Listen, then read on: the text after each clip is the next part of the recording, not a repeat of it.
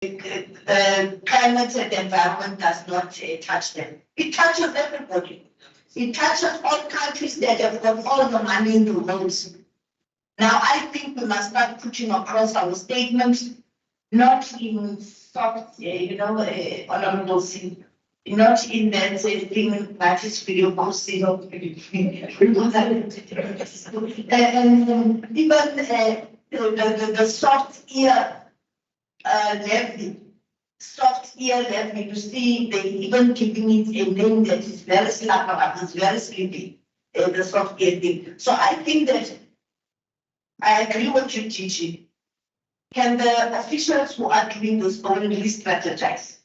We can't collect that amount of money and only get 300 million because it's just a drop.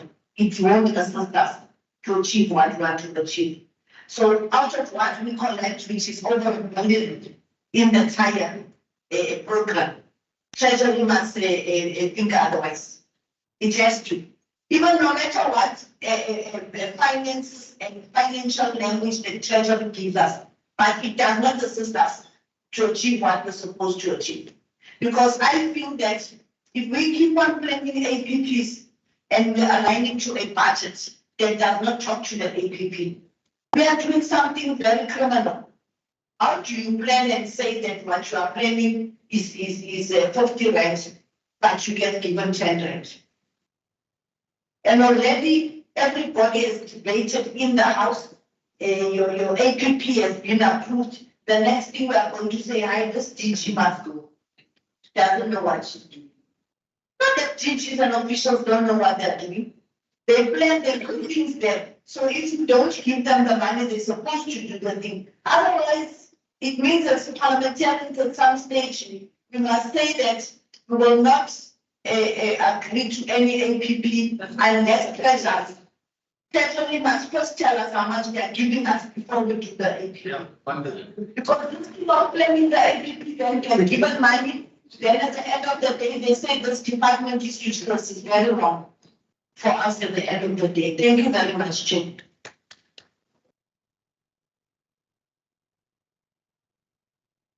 Thank you. But just on the question of Treasury and finances, I think you will acknowledge that when the portfolio committee sat on the climate change bill, but one of the fundamental questions we asked, what will be the financial implications if we pass this bill? And we didn't get that answer. And now it's on the climate change, and we hear the Deputy Minister of Finance, running of the 6th Parliament, speaking at a public platform saying, well, we don't have the money for this. So we've got to be so careful moving forward when we pass legislation that financial implications have to be indicated there. So Treasury must come on board. We asked this question of Treasury that DG when we had our cabinet induction last week. In fact, I asked the DG of Treasury about green cleansing, and he gave us the same answer of soft economy. But I think your idea of coming up with tangible, plausible, workable programs in that sector will allow us to get more money out of that waste. I think one of the big things that we are not doing, we are not encouraging people, we're not telling people about the economic benefits of waste. Yeah. We look at economic benefits of everything, but economic benefits of waste and waste products. You go to, we were in Kenya on the portfolio committee last year and a few years ago, and you look at the innovation centers and what they do with cell phones. There's a little piece of gold in cell phones. And we went to this one center, and there were young people there, extracting this gold from a cell phone, a used cell phone. So I think we must use CSIR or innovation centers more so that we can encourage people to collect waste and know that waste means money. Your TVs and everything else. On the waste and local governments, we talk about what they're doing and what they're not doing. Many of the municipalities, including metros, do not focus on waste management, particularly waste management treatment plants. You've got beaches that are polluted, the water is polluted, driving away tourists, and We are issuing DG compliance notices. We are issuing fines. I mean, I checked on the one venture, we've issued so many notices to them that when I saw that, I said, oh, what will the notices do? Take us to court? Different spheres of government, we find it out in court, and the court will say you have to comply. No, let us go there, let's meet them, and let's see how there can be plausible, meaningful interventions to deal with these issues. So I'm going to one of the ventures next week or the week after to sit with them with all three spheres of government and say, guys, we can't keep issuing compliance notices and finding you and taking you to court. It's not going to help us. So local government must come to the party, whether they, they ring-fence money or whatever they do, but Department of Water Affairs also in one venture out of 11 waste water treatment plants, 7 of them are not licensed. 7 of them are not licensed in one venture. Service providers, I think, will follow that up and we'll look at the question of one service provider for decades. We will get more information from our officials. On the question of rural and informal settlements and waste, they too, I always ask you what receptacles are available in informal settlements and in rural areas for people to put their waste in. From days immemorial, when we were growing up on farms, used to dig up depths, put the waste in there and light a fire, which was more. We must find out how we can use the private sector, have more receptacles, have these skips, have everything else. So people, school children, something that you mentioned, I mean, you start there. My granddaughter told me not so long ago when I went to the house in Devon, and I was putting something in the bin. She said, no, don't put it there. I said, why? It's a village. She said, no, that bin is for plastic. That is for something else. She learns it at school. She's 10 years old, So we can start there incentivizing schools, having competitions, giving them gifts that they will go back home and educate their parents. Last year, I think on the list of municipality for cleaning, the department will provide that to you. And we need to know exactly what programs are being implemented in those municipalities.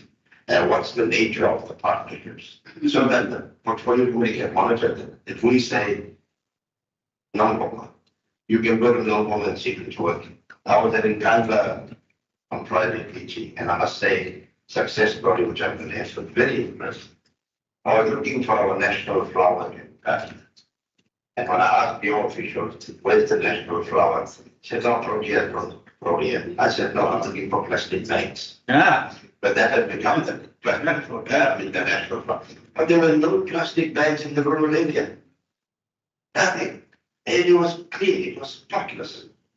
And when I asked the lady, she said, no, we come in here without from environmental programs. It's actual. Hello.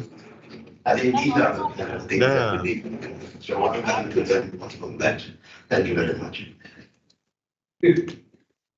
That's very true.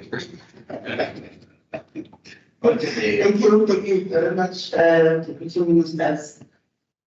I think, when you are preparing your report down that you are going to send us in 2 weeks' time, can you also add this point, and can you also tell us how much is generated from plastic levies and also from tire levies? What is our updated budget? And I think by 10th of September, we have to get that report consolidated. Please, we'd like to get that information in the future quality page. I don't have any more questions. Let's move. Yeah. We are going to move to program 8 now, Forestry Management. We are going to be led by. Did you miss the lessons in the community? Yeah. Miss Notata, did you choose Forestry? Good day. Thank you, Chairperson. Good day to you, Chair, and the honorable members. Good day to the Deputy Ministers, DG, and the colleagues. In terms of, Chair, may I request that I switch off my camera so that I do not lose connectivity? Thank you. In terms of forestry, if we can go to the next slide, please. The next one, so that I don't waste. Yes, on this one.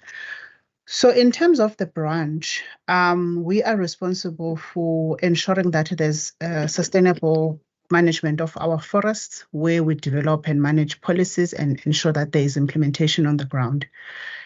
We have 4 sub-programs. The first one will be the office that I'm leading, which then provides strategic leadership to the branch itself. And then the second sub-program deals with state forest management and post-settlement support, which ensures that we are able to manage the state forests that we have as a department, but also to look at the land-related issues where we work with the Department of Rural Development in terms of land claims and also provision of post-settlement support, especially in our state forests. The third sub-program deals with forestry development, which will then ensure that with the work that the communities and the SMMEs are doing on the ground, how do we ensure that there is economic development and growth within the sector, including transformation issues. And then the last program deals with forestry policy management, where there is the development of policies and also where we manage and administer our legislation. So if we can pass the second slide, because slide 100, because it is just a schematic representation of what I've spoken about. In terms of our legislative mandate, we have 2 acts that we manage. The first one deals with forestry itself, which is the National Forest Act. And this act defines forests in 3 categories. There's plantations, woodlands, and indigenous forests. And I think program 5 that deals with biodiversity and conservation did mention that they are responsible for the woodlands and indigenous forests. And as a branch, we provide some technical and scientific support to the woodlands and indigenous forests, so that in terms of the management or the administration of the act, there is that support. So the branch mainly focuses on the plantation forests, which are about 1.3 million hectares in the country, which is just less than 1%. And they are spread over in KwaZulu-Natal, Eastern Cape, Mpumalanga, and the Limpopo and the Western Cape.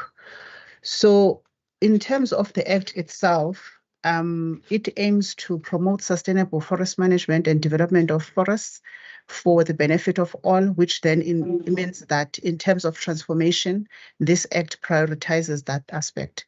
It also looks at how forests can be used for environment, economic, educational, recreational, and cultural and spiritual purposes. This mainly covers for access, especially for communities, where if, for instance, there is a school that would want to have educational tours, also for your spiritual purposes in terms of access for that, and also for cultural related matters. And all of these are managed through issuing of permits to these different stakeholders. It also promotes community forestry, where we try and ensure that there is a management of forests by communities, and there is a program that we have already started in this regard. Also looks at how previously disadvantaged persons are included in the forestry sector as a whole, which also contributes towards transformation. And the Act also looks at conditions where we are able to restructure the management of forests, where we have been able to enter into leases with some of the companies, and also provides for special measures for protection of certain forests and trees. And it is just important to note that in terms of the indigenous forests, these are protected, all of them, whereby you are unable to disturb or cut any of these trees without a license. This is basically because of the nature of these trees, but also the fact that we only have just below 500,000 hectares of these in the country. Then on the next slide, we deal with the second legislation.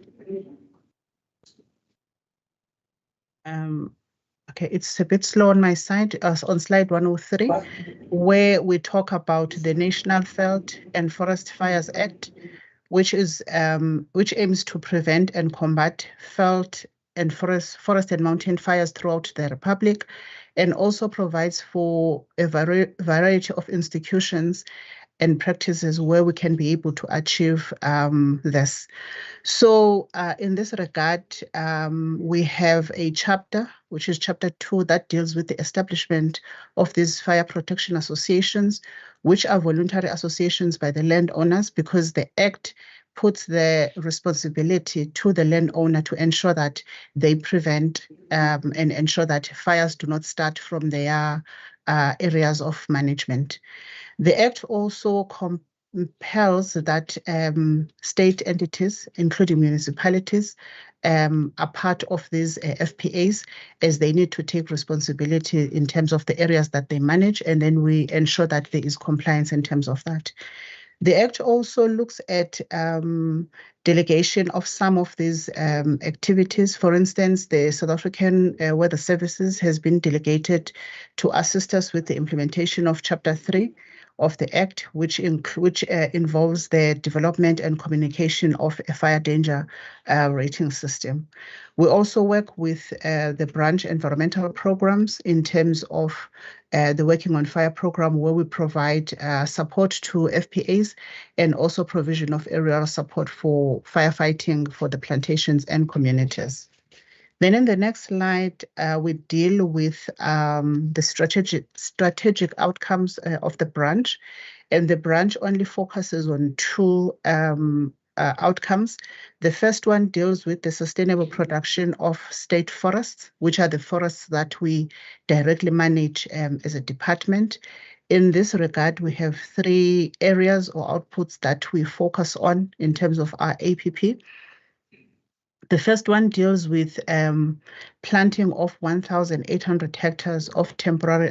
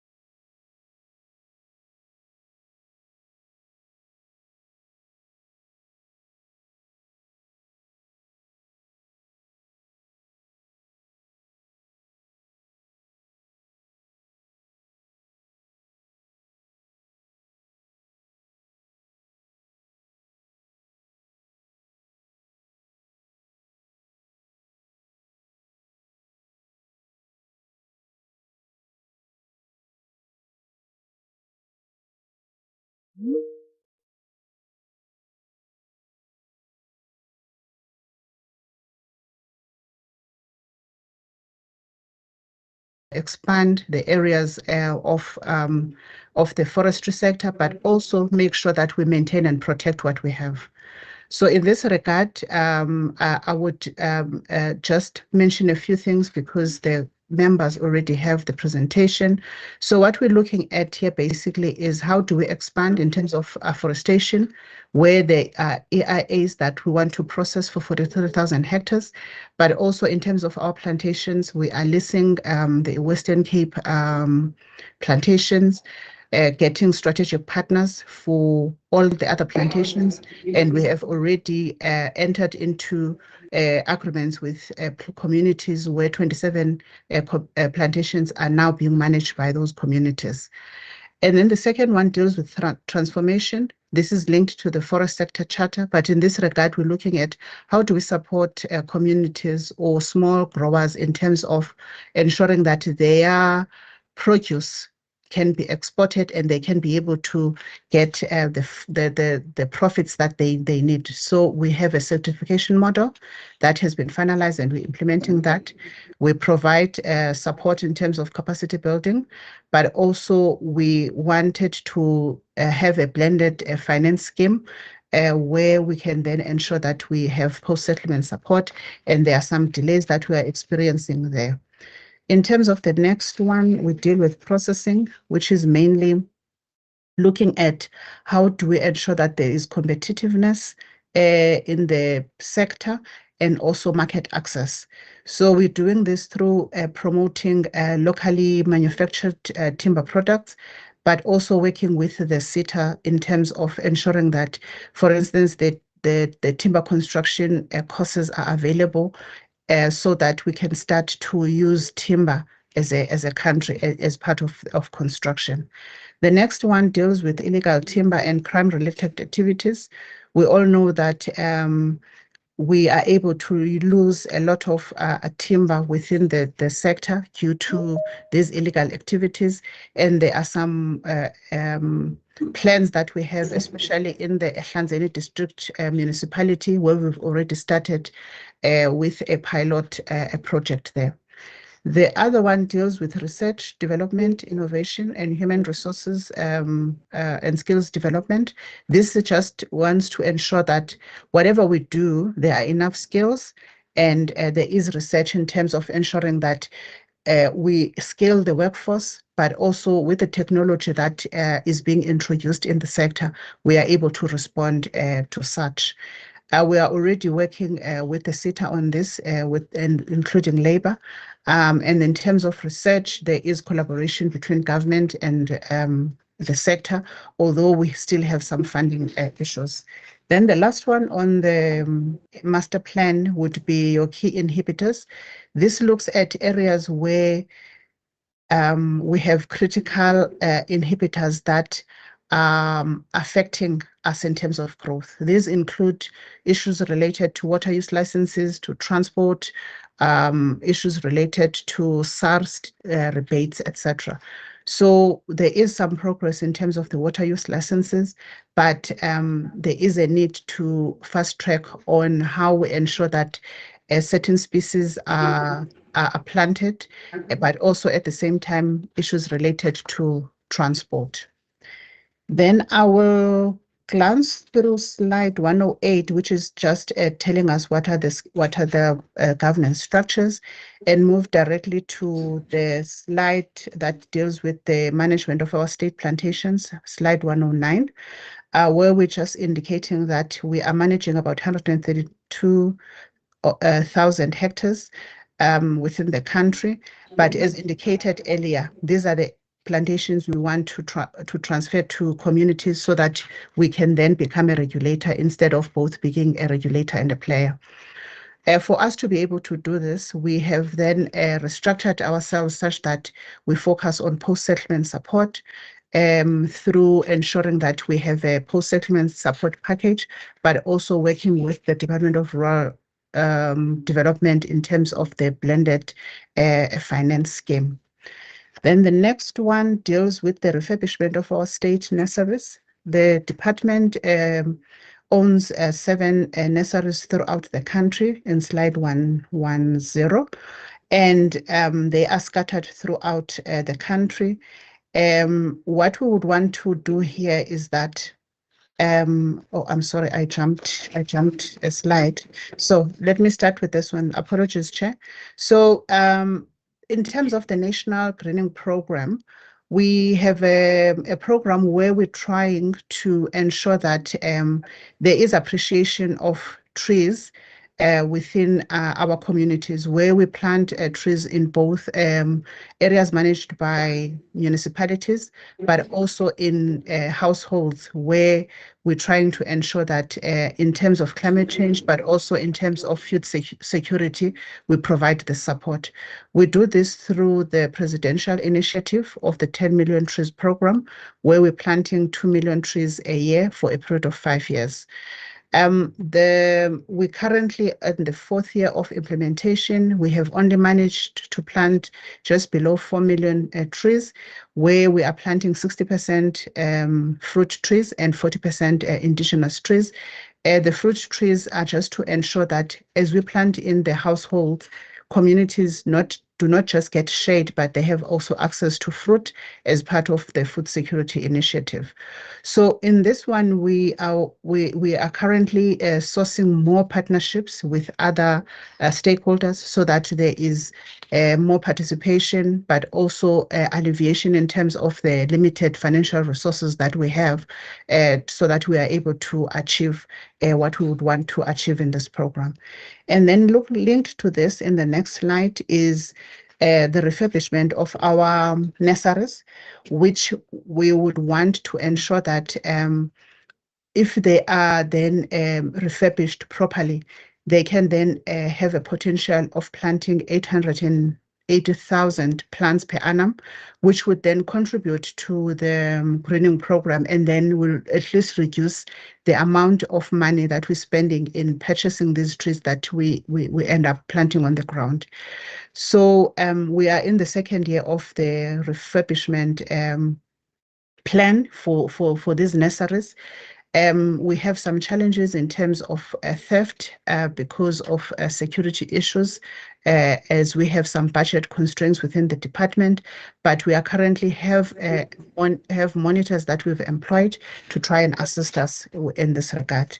I will then jump the next slide because it also deals with the things that I've already spoken about. And then on the last slide, we deal with the key stakeholders, where we are indicating that we have what we call the National Forests Advisory Council that advises the Minister and the Department on all forestry issues. This is a group of individuals that represent communities that are from tertiary institutions, from research institutions, from the industry itself, and from labor. Then we also have the Forest Sector Charter Council, which also is assisting in terms of the implementation of the sector code, so that we are able to drive transformation in the sector as the sector is not fully transformed. We also work with different communities in and around forests in terms of their user rights, but also as landowners in terms of access and also management of their plantations. We have fire protection associations who assist us in terms of ensuring that there is integrated fire management within the country. Municipalities in terms of greening, the forestry industry, and all its subsectors. So each of those subsectors have associations, and the associations are outlined on the presentation. We also work with the labor unions in the master plan, in the advisory council that advises the minister, but also in the Forest Sector Charter Council. We work with the institutions of higher learning in terms of development of the forestry curricula and also research-related issues. And then lastly, we work with a number of government departments on the strategic issues that we deal with, as outlined on that slide. And thank you very much. Thank you very much, Dada. We are going to move to fisheries management. Ms. Middleton. is here with us.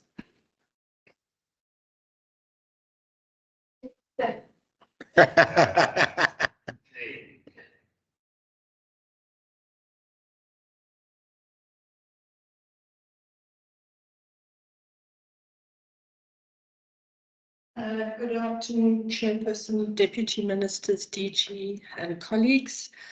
Last but not least, Program 9. I'm also going to be presenting on the Marine Living Resources Fund at the same time. So you'll make up some time. I've asked Gift to drive the slides because I've got squiggles all over my presentation that I need to read. So in terms of the mandate of the Fisheries Management Branch, we draw our mandate from the Constitution of South Africa, which sets out that fisheries is a national competency rather than a concurrent competency. That's one of the few in the branch that is a national competency. And then the Fisheries Management Branch and the Marine Living Resources Fund, we draw our mandate from the Marine Living Resources Act of 1998. And I'll come back to the MLRA, the Act, in a moment. As South Africa, we are a signatory to the United Nations Convention on the Law of the Sea, UNCLOS, which I think Ashley mentioned yesterday. And in line with UNCLOS, we are also signatories to a number of treaties and regional management fisheries organizations, including the Commission for Conservation of Antarctic Marine Living Resources, known as CAMLAR, the International Commission for the Conservation of the Atlantic Tunas, ICAT, the Commission on the Convention for Southern Bluefin Tuna, CCSBT, the Southeast Atlantic Fisheries Organization, CIFOR. We are also a signatory to the Committee of Fisheries, which falls under the Food and Agricultural Organization, which in turn is a subsidiary of the United Nations. And more recently, we are a signatory to the FAO Port State Measures. We are also a signatory to the Benguela Current Commission, which is our SADC neighbors, and then SADC itself. We have a fisheries protocol. I'm just going to spend a little bit of time on this slide and to explain the structure of the Fisheries Branch and the Marine Living Resources Fund. And Portfolio Committee members, as your term rolls out, you'll realize that as the Fisheries Branch, we report under Program 9, but also under the Marine Living Resources Fund. Now, the only difference between our APP for the Program 9 and for the MLRF is that there are 3 additional deliverables under the Marine Living Resources Fund. So there are 5 under Program 9 and then an additional 3. So we tend to report to you simultaneously. In terms of the structure, you can see that there's a CFO for the Marine Living Resources Fund. The Marine Living Resources Fund is a Schedule 3A public entity under the National Treasury guidelines, but we are a hybrid entity, unlike some of the other public entities within the department. I think we're more like the Waste Bureau, where we do not have a board. We do not have a CEO, and the DG of the department is the accounting authority for the fund. The MLRF does not have any staff. The staff are the employees of the department. And we do get National Treasury grants via the department that cover our vessel operating costs, our Working for Fisheries program, which is also an EPWP program. And then we get a small amount for joint operations under Operation Pakisa. The rest of our budget is generated through own revenue in terms of fees, levies, fines, and other income that we derive from the fishing industry for servicing the fishing industry. And that own revenue mostly covers our operational expenses. Then we have a number of chief directorates, firstly aquaculture development and freshwater fisheries. We have fisheries research and development, a small chief directorate, marine resource management, who are responsible for the permitting. And then our biggest component is actually the chief director monitoring, control and surveillance, essentially the fisheries police. We enforce our own legislation. Next slide. In terms of the footprint, as I've mentioned, fisheries is a national competency. The marine wild capture fisheries is based in the 4 coastal provinces, but we also operate in the inland, all 9 inland provinces, particularly with aquaculture and freshwater fisheries. Ashley mentioned yesterday that South Africa has a 2,000 nautical mile EEZ, which starts from the coast, the shoreline, and it extends 200 nautical miles out.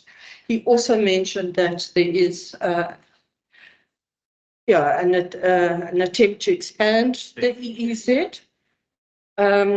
Now, the EEZ is our exclusive zone. So the Marine Living Resources Act and all fisheries activities within the EEZ are managed by us in terms of the Marine Living Resources Act.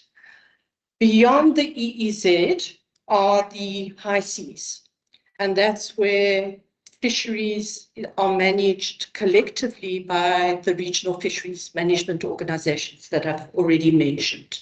Okay. They govern fishing on the high seas. And Ashley also mentioned yesterday that in addition to the 200 nautical miles, we also have an EEZ around Prince Edward and Marion Islands. And we have one patrol vessel that's an offshore vessel that is going to cover this, EEZ up to Marion and Gough Island. So it's quite a vast coastline.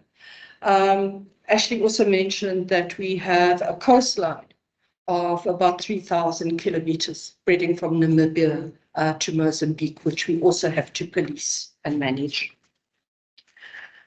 In terms of the value of fisheries, the wild capture fisheries produces about 600 million tons per year, and the primary contributors there are hake, anchovy, and sardines.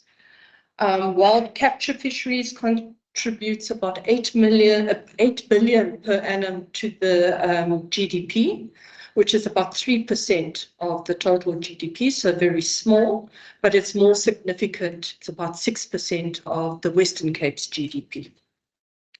And at the moment, there are about 700,000 people employed in the wild capture fisheries. In terms of aquaculture, this is a relatively new development or industry in South Africa.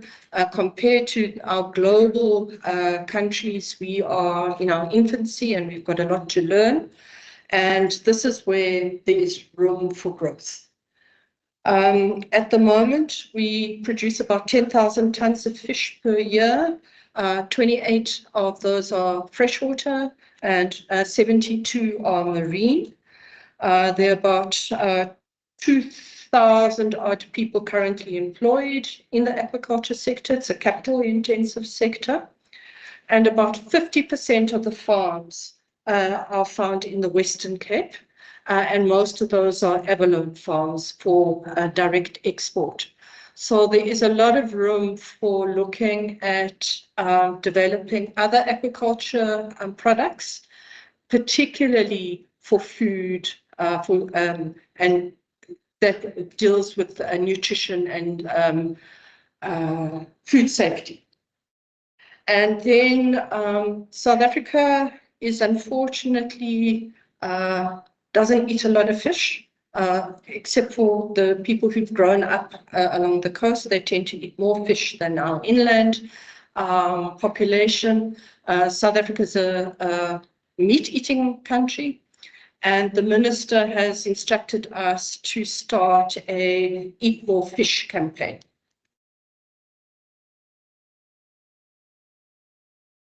Key stakeholders, I'm not going to go into any detail here. I've already mentioned that the United Nations is a key international stakeholder, along with the regional fisheries management organizations. Regional, it's our SADC and neighboring countries where we have agreements. And then national, it would be the members of the public, rights holders, research institutions, fishing industry, small-scale fisheries, the recreational sector, NGOs, CBOs, and recognized industrial bodies. Our strategic interventions are to continue to ensure sustainability and orderly access to marine living resources. We need to make sure that our decisions are based on good science and robust science, so to conduct research to support decision-making and the allocations, to allocate fishing rights, to ensure proper management of all fisheries. And just to pause here, I don't know whether you'll be pleased or not pleased, but I think as this portfolio, this portfolio committee, you will not be dealing with the rights allocation process, because the rights allocations have been allocated in all 22 commercial fisheries, with the last round taking place in 2021, where rights have been allocated for 15 years. So the next round of rights allocations are only due in 2032. I certainly won't be around, but I'm not sure about some of you. Just to mention, though, that the traditional line fish sector, which was allocated in 2021, was only allocated for 7 years, not 15 years. And that's because of concern around the status, the health of that fishery. Small-scale rights have also been now allocated for 15 years in all 4 coastal provinces, with the last province being the Western Cape, which was allocated with appeals being dealt with by the beginning of this year. And then obviously another intervention is to develop the aquaculture sector.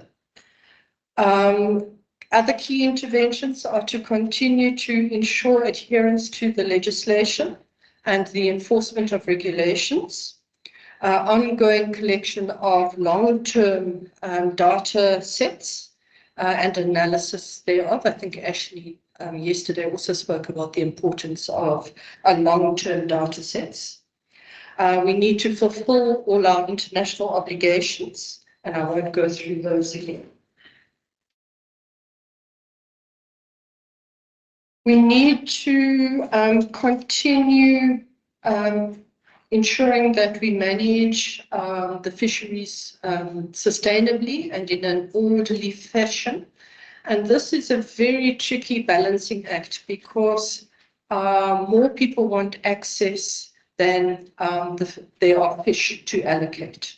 So there's more demand than we can allow people in. We need to develop the aquaculture sector, and for the portfolio committee to draw your attention that as the 7th administration, we are ready to retable the aquaculture development bill to Parliament for approval. And that is one of the activities that this administration will have to deal with. We need to curb poaching and illegal fishing, particularly in our inshore fisheries. We need to continue doing research and monitoring stock levels and stock status. We need to be flexible and adaptive to deal with the issues of climate change and other international obligations. Members, also to draw your attention to the fact that this year we will be starting the process to review the Marine Living Resources Act. So far, we've just done internal workshops in partnership with the Food and Agricultural Organization. They are assisting us to do an international benchmarking exercise to ensure compliance with international laws and regulations, particularly new regulations. And thereafter, we will start the public consultation processes on the other areas, the domestic areas of the Act. We do envisage that this is going to be a 3 to 5 year project, because I think it is going to be controversial, and we are going to need extensive public consultations. And I think all of you would have to play a leadership and an oversight role in relation to this amendment. One of the things that we've got to look at when we review the Act is to debate and discuss the status of the Marine Living Resources Fund. Should or shouldn't the fund become a fully fledged public entity, or should it remain in its current hybrid form? And we're going to need to get the political direction on that, as well as the view of National Treasury. I think you all know there's not a lot of appetite for public entities at the moment because of mismanagement. What I didn't mention is I'm very pleased to announce that the Marine Living Resources Fund obtained a clean audit for the 2nd consecutive year. And then lastly, we've got to continue creating employment and jobs through the Working for Fisheries program. And although our budget's small compared to the EPWP program, the jobs that we have created in the coastal provinces and coastal towns have been, the impact has been huge.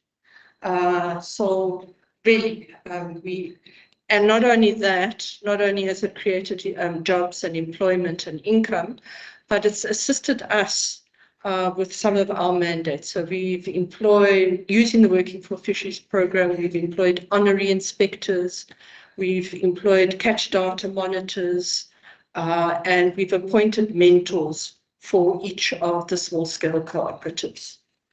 And I think that's the last. Thank you.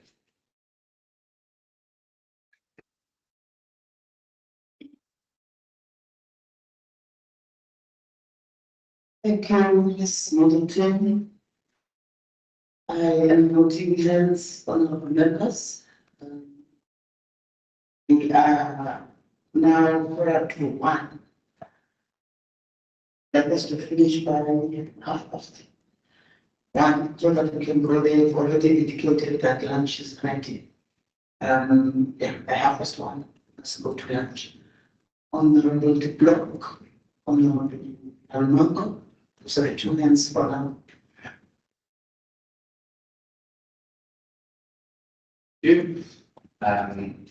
Thank you, Sue. Really interesting. Thanks for the presentation. I was explaining to Sue over lunch yesterday that I've sat in the small pelagics working group, so I do have some understanding of the difficulty that the department has to go through to manage these resources, which are critically important. And I know they have some fantastic people in this staff, so I just wanted to start with that.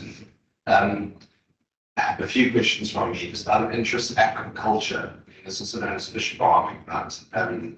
The department used to be conjoined with agriculture, but now it's split, but agriculture seems to have followed fisheries, and I was just wondering why that is. I wanted to ask whether the department or the program is perhaps in terms of implementing EAF, ecosystem approach in fisheries. I know that in small scale fisheries, small pelagic fisheries, often those are not very well represented in OMPs, not regional management procedures. And I think there's room for improvement, perhaps with this review of the MRA. So just some comments from me on that. And then lastly, around the fishing rights allocation processes. I'm glad to hear we don't have to deal with the allocations thereof, but I've already been contacted by many people who have frustrations with that, obviously, and that's what I should acknowledge around the small scale fisheries in particular, affecting our coastal communities, which I'm sure Nalabang was going to speak to, because she said she's had them knocking on her door a few times.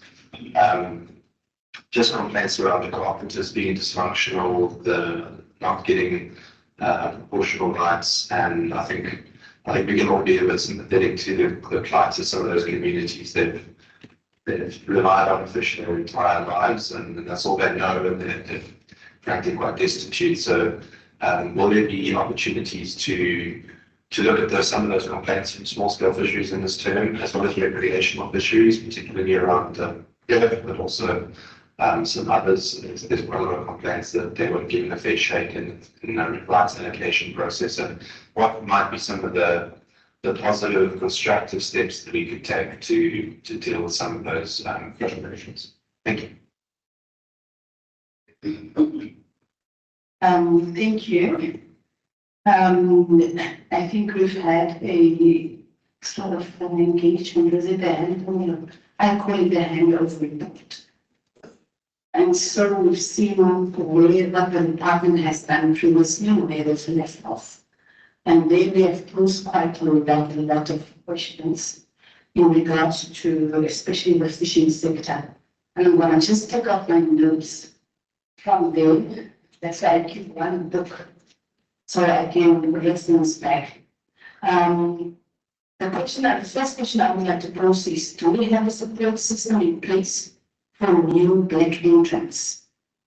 And in the Western Cape, and I think in our last session that we heard that the officers, there were no longer officers in the coastal communities, the officers, these people had to come to Cape Town.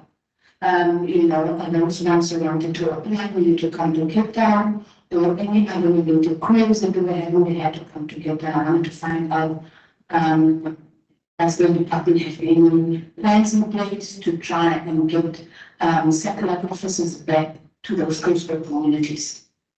Then in terms of,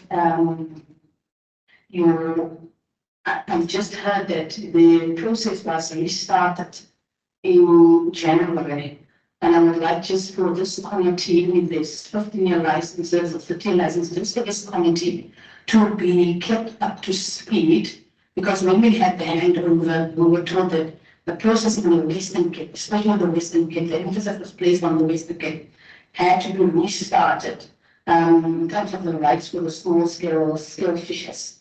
And wanted to find out what monitoring processes are in place on the fishing rights allocation. What are the monitoring processes that are in place there? Thank you. Thank you. Are there no other hands? We'll start on the application. The one also short pitch. This is the thing that I have on. It's the things on. Yes. Unfortunately, I believe the fisheries is very much the hot seat.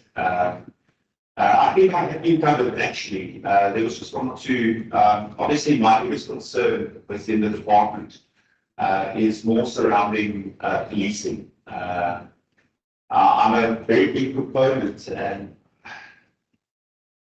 maybe I won't say, but if I can perhaps just understand a little bit better surrounding, firstly, the legal catch monitoring. I think that's a very critical one, and then kind of secondly, the monitoring of our exclusive economic zone, and how the department goes about those kind of controls, and also enforcement, at the specific harbours. We can maybe just get a better understanding of that.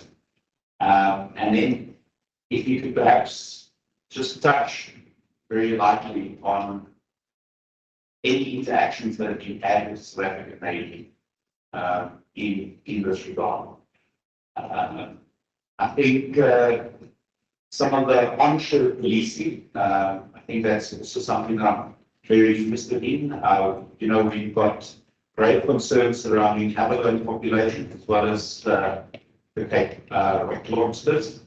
And I think this is something where perhaps some industrial or industry reforms, you know, could pave the way to assist along by if we could maybe just get, you know, a little bit of information in regards to the regulation of that industry. Thank you.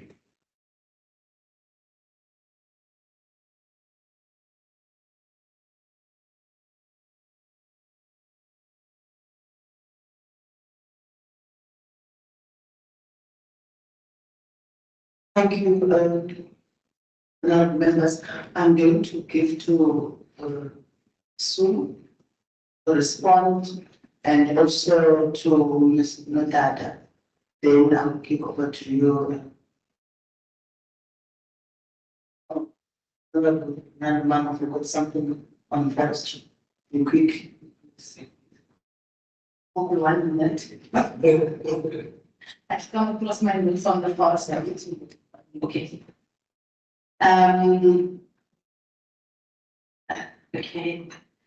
I think this was on the issue of the green courts. And then is this, I think this is just a request for the department to put some money aside.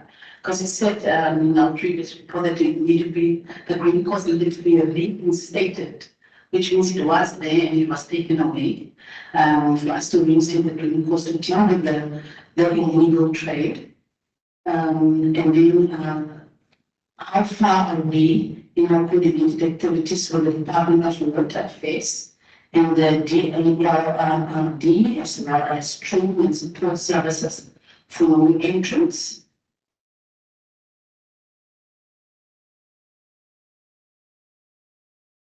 And what initiatives do we have in place for to ensure that we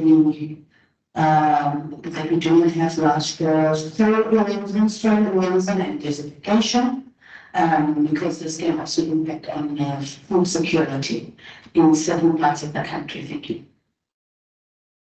Thank you, Honorable Member. Let me move to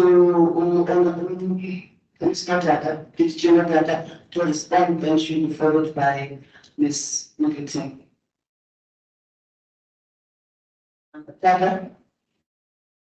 Thank you, Chair. I struggled a bit to get the question. I heard that there's the request that we provide something on the money set aside, but I couldn't quite get the question. Apologies.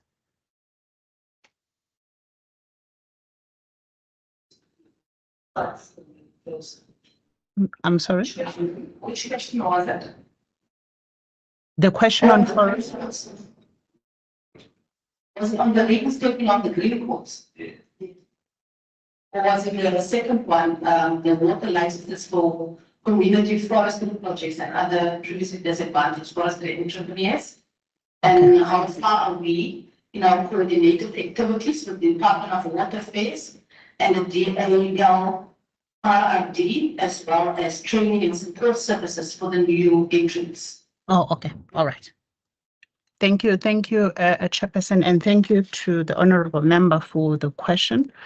In terms of the communities that we work with regards to the transfer of the plantations, we have already done what we call a skills audit and developed a plan for them so that we can start with the training.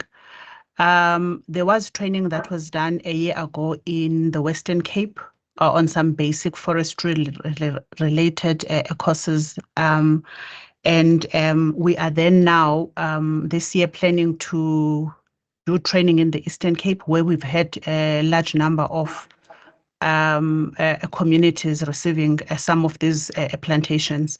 We had some delays with regards to the procurement processes, but that is now on track. And as soon as we are able to identify a service provider, that should go ahead. But linked to that, as a department, we then do what we call technical advice. So we do also go out to the communities to try and provide some awareness and the things that they need to look out for, and we are supported on this by the sector itself. Then in terms of issues related to water affairs, I think we have now been able to deal with the crisis of the water use licenses. And with regards to the implementation of exchange in terms of species that needs to be planted by the industry, that is also now on track, considering that forestry is the only stream flow reduction activity that has been identified because of the amount of water that the industry is able to use. Yeah, I think, Chair, I have covered everything unless there's something I've missed. Thank you. You've covered everything, Ms. Nataka. Just waiting. Okay, thank you.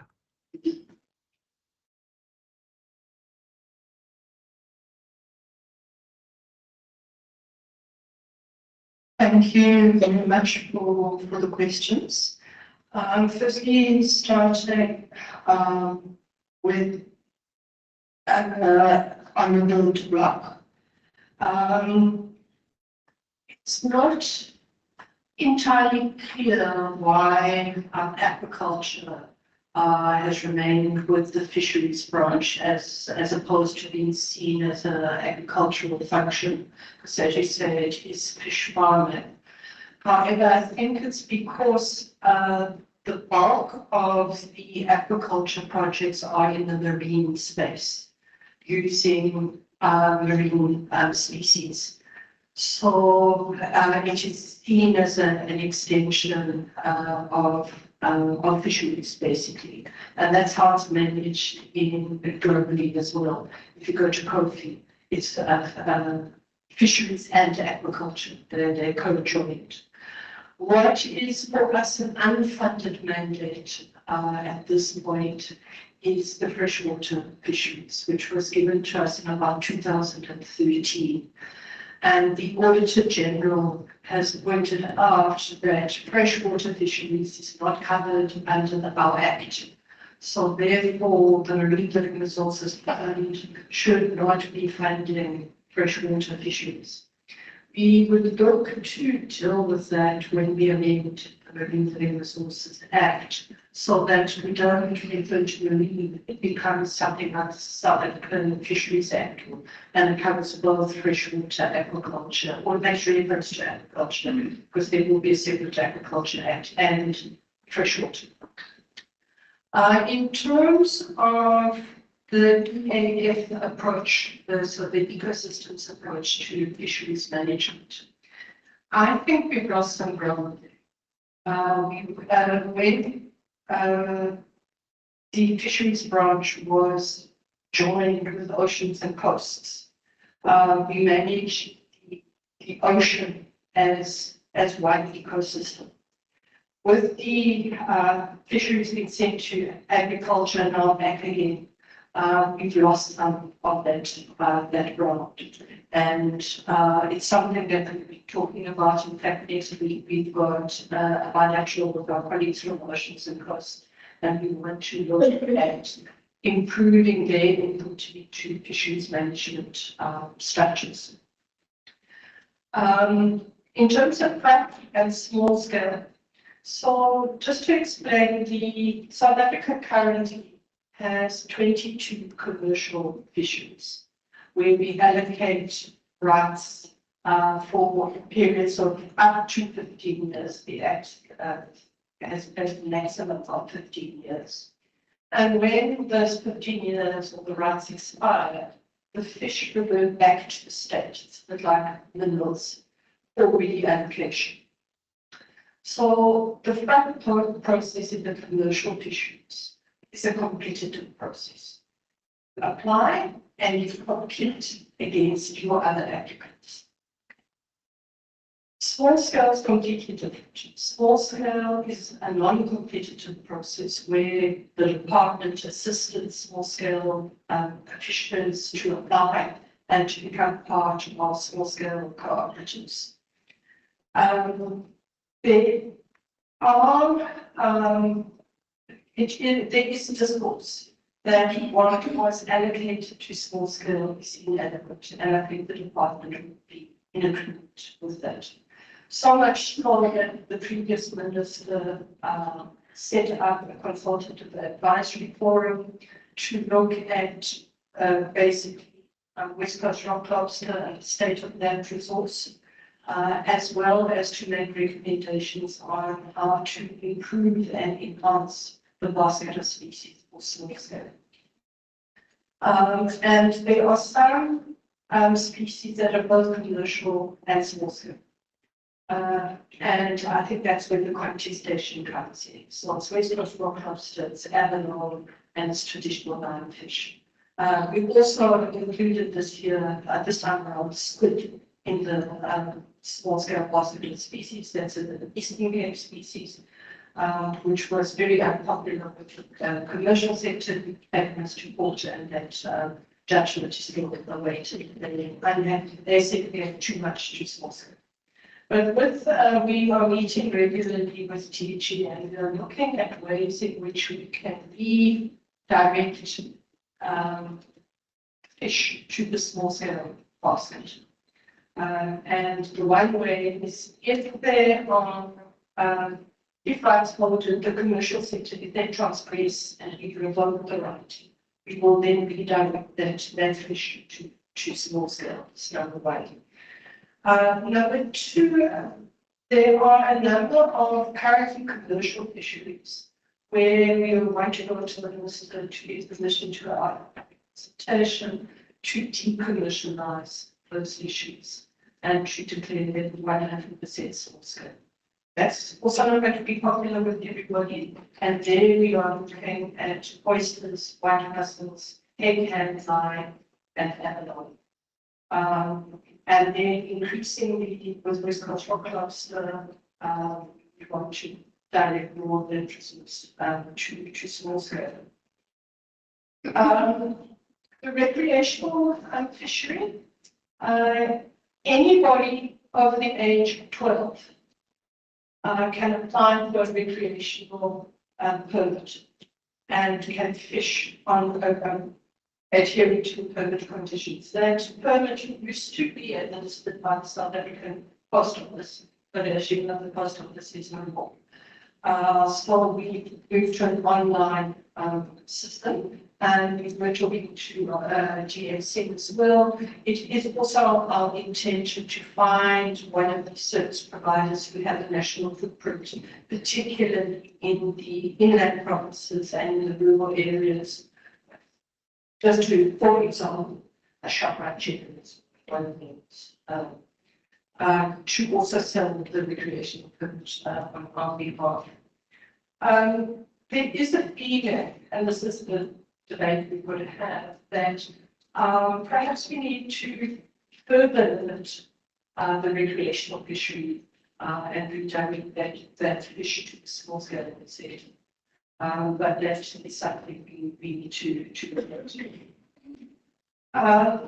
I think the recreational fishery is quite restricted at the moment in terms of the number of fishing days. It's only in the summer seasons, on public holidays, around Christmas and Easter holidays in particular.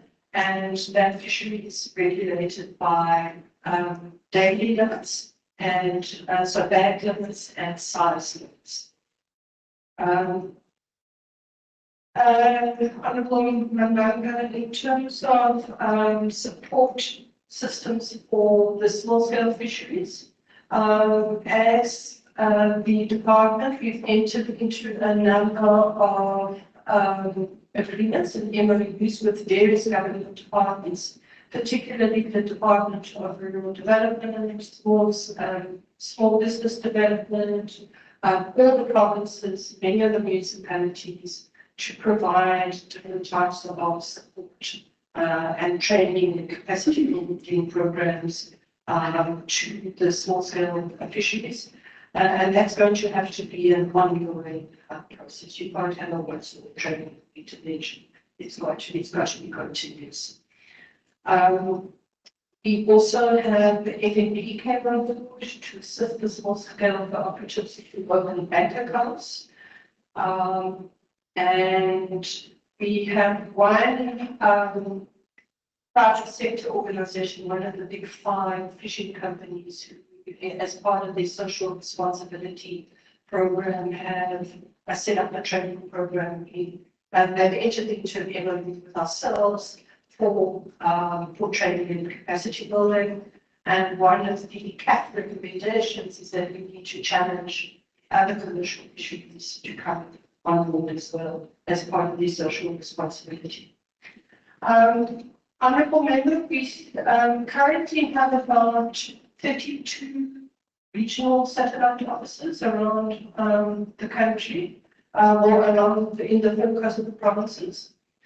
So members of the public are able to visit all of those offices should they require assistance, and they don't need to come to Cape Town.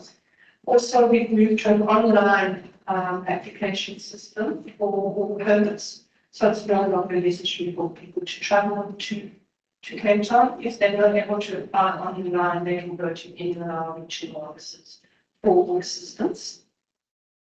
In terms of the small scale process, rights were allocated in the Northern Cape, the 2 cooperatives in the Northern Cape. They were allocated in 2019, and rights were allocated in the Eastern Cape and KZN in 2020. In fact, both of those allocations were allocated just before the COVID lockdown, which did hinder our ability to provide support to KZN and the Eastern Cape in particular at that time, to the newly established co-ops. What we did manage to do as a department was to get fisheries declared as an essential service during COVID for the provision of food. So all both commercial and small scale were able to continue fishing during COVID, whereas a lot of other economic activities, as you know, closed down. We also got permission for them to move between provincial boundaries to follow the fishermen industry, and that was extremely difficult to do, but we did manage it. The Western Cape was the last province to be allocated because in 2022, the minister went to court. The Western Cape High Court to have the process in the Western Cape overturned and restarted, and we did that during 2023. Rights were allocated to the small scale cooperatives in the Western Cape by the end of September 2023, which we chased that deadline because October is the start of the West Coast rock crops season. So we wanted the small scale fishing to be able to fish at the start of the season. And what was completed in February of this year, was the appeals. So the process is finalized. Honourable Peach, in terms of, you asked about the consent. So as I said, we have the Chief Directorate Monitoring, Control and Surveillance. They are our fish police.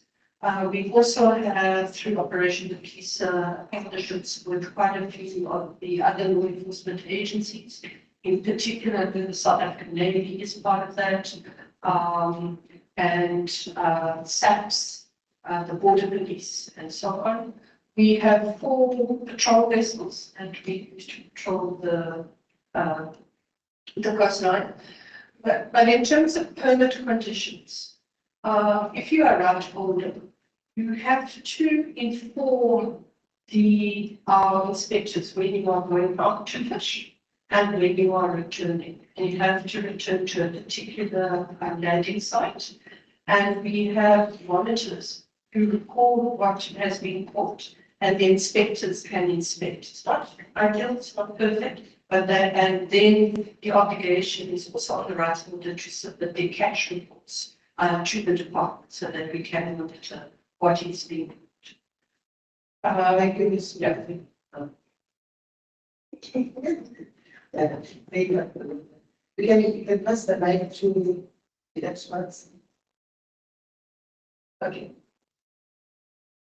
Thank you, Chair. I think I will just respond to them. Thank you, Chair. I just want to respond to one question about the green pots.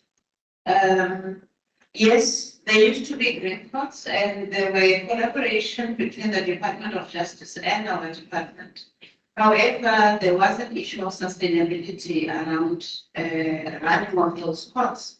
And the resources were mainly resources from the Department of Justice, given that it's their mandate. But we then would obviously provide the expertise in terms of then dealing with those cases. Obviously, they were then reduced mainly to 2 areas. So we still have one in Sukukusa, mainly because of the privilege of the runoff on poaching. And it's really running very well. We partner with the NPA and SAPS as far as that is concerned, and the turnaround of cases there is something that we have seen a number of successes. We also have an arrangement also with the courts. So those are the only 2, and in Karaka it's mainly because of the prevalence of abalone poaching. So those are the only 2 that we have. And I think the main issue is around sustainability. At times, some of these pots you can have them, but you find that the staff and there's not utilization of that costs as expected, and yet the Department of Justice is incurring costs. But we do engage with them to prioritize some of these wildlife and also some of these cases that we experience in terms of the environment is concerned. Thank you, Chair. Thank you, Chair. Shall my comments as follows that we all know that fishing in South Africa is look at something that adds a lot into the economy. And that the people participating are supposed to participate and add value to the economy, as to say. Now, my question is that if you have 22 commercial fishing rights given to people to 15 years, if those people are not using the licenses, do they just keep them for 15 years? Who monitors whether that commercial rights is being used? Vis-a-vis somebody applying for a commercial right, being given the commercial right for 15 years and only use it for 1 year, and for 14 years they are not using it. Now, my question is that how do you monitor that a person is actually using the commercial rights for 15 years and that person is fully complying with what a person who's holding a commercial right is supposed to be doing? When it comes to the small scale fisheries, the cooperatives, I don't want us to end up just saying that there's a big commercial company giving them training. I want to hear there's a big commercial company assisting them to export also and compete like everybody else. Because if our policy is to say that we assist any small scale entrepreneur as government in a program to go huge, it should be training coupled with markets. Who are these cooperatives selling to? Now we know that we don't actually run cooperatives in South Africa. Cooperatives is the Coleman, Sunflower, Kellogg's. If you go to any other country in Switzerland, where people are running real co-ops, us as government is a markup plan co-op, follow the policy, but it's not a co. If you understand what I'm saying. Co-ops are huge, driven, industrialized businesses. Even like big, like I'm saying, your sunflower oil, those are co-ops now.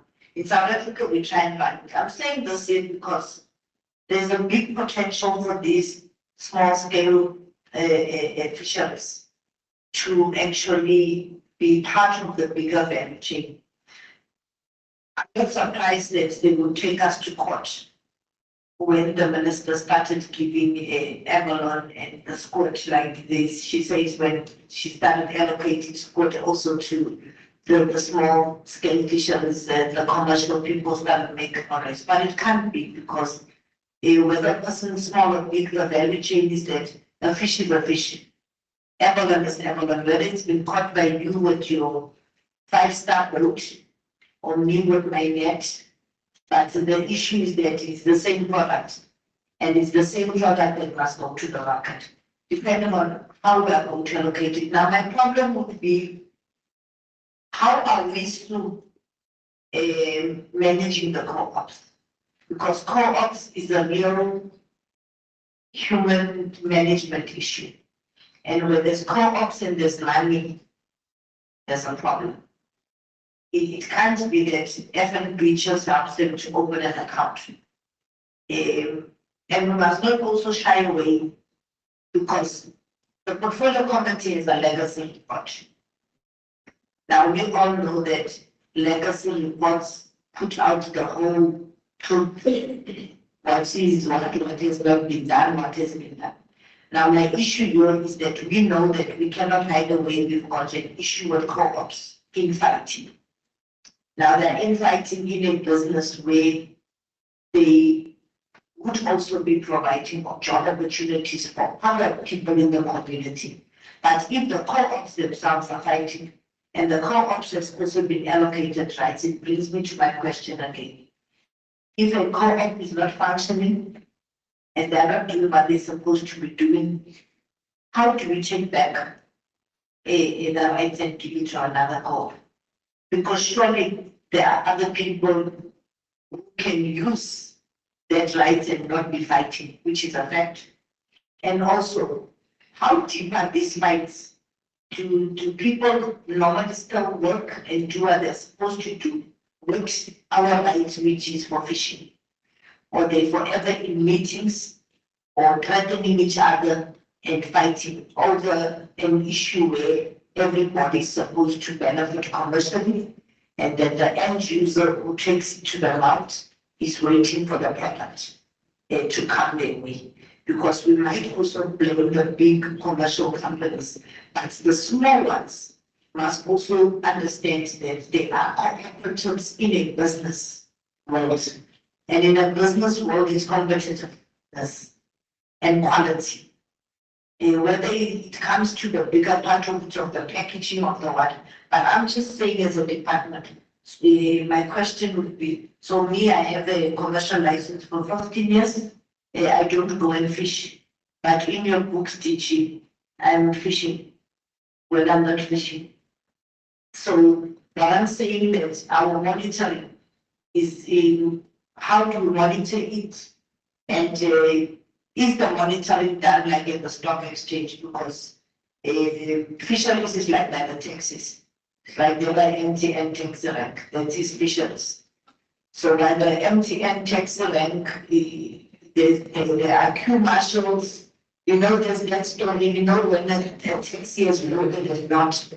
So you have like fisheries, how is the pushing and checking whether the license is not just in some covered.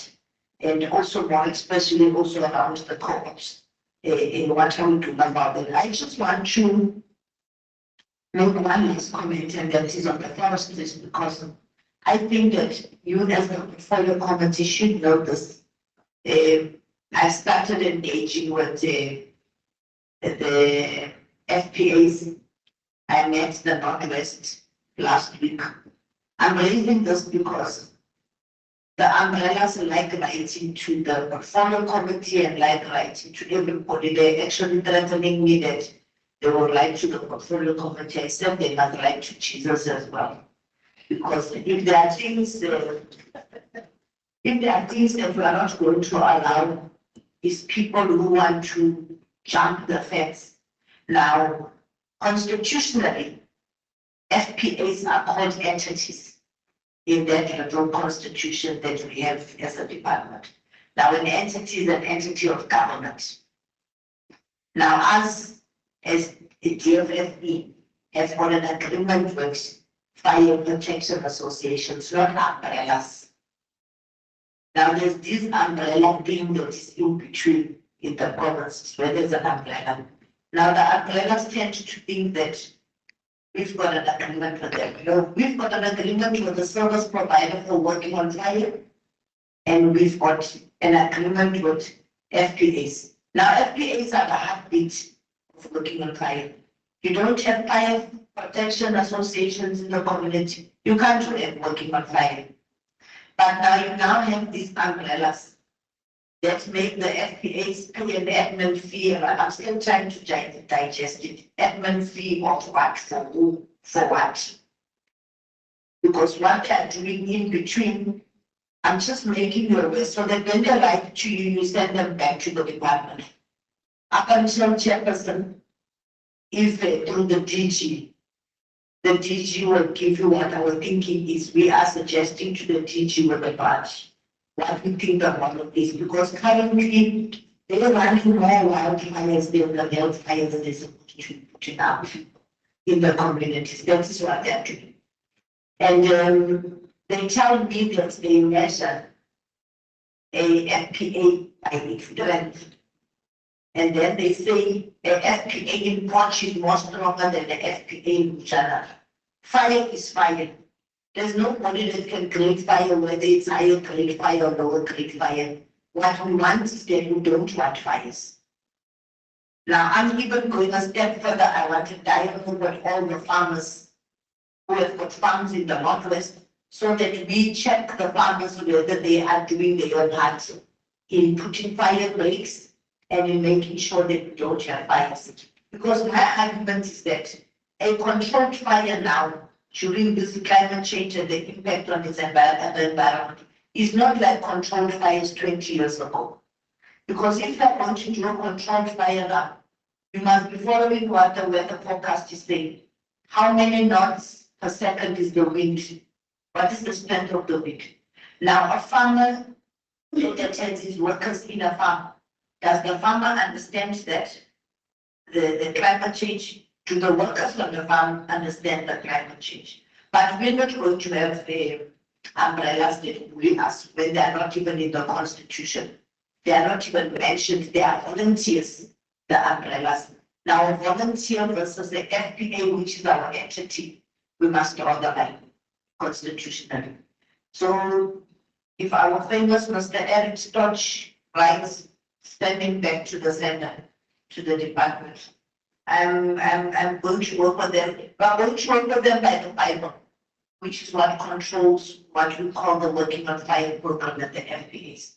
But people want to play their choice out of the court, and every 2 seconds wanting a helicopter, even when it's not necessary. We don't have money on our budget for helicopters all the time, but we've got all the energy to make sure farmers put fire breaks in their properties. That is what we must do. Thank you very much, Chair.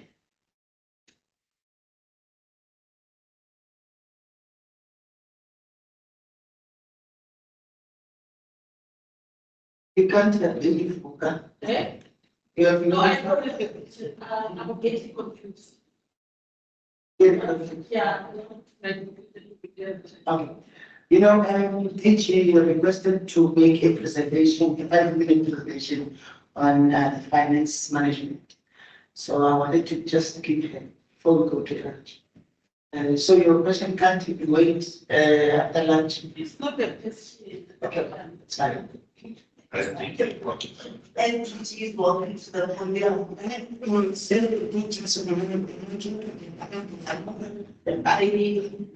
know. I don't know. I think maybe the one who is in charge of the department is the minister and the deputy ministers.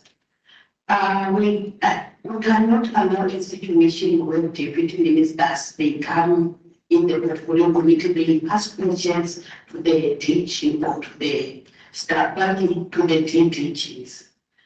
I don't know if whether I'm getting it correct, but I'm asking myself because the ministers and the deputy ministers are the ones who are supposed to guide their staff members. I understand that with the deputy minister, countries used to be in this like the Honorable member, I've never asked questions. I've always been giving suggestions. And what I think the officials want. With me, when you have asked a question, I'm adding on to solutions. Why is it that can be solution based? So I'm not asking that, but I'm trying to say that just need to be in this session. It was not a portfolio committee. Yes. So we are trying to get each other and learn the department. But when officials are done presenting, I'm giving inputs and comments on how we strengthen ourselves, not rather asking questions. But with Stu on the co-ops was to respond to you because you've got a legacy. I don't want to engage into the ideology to restart. I was referring to the first part of your comments. I just want to carry away asking you the country around the sense and staff members. That's how I took it. So if you think it is not a question that's comments, I give you. Okay.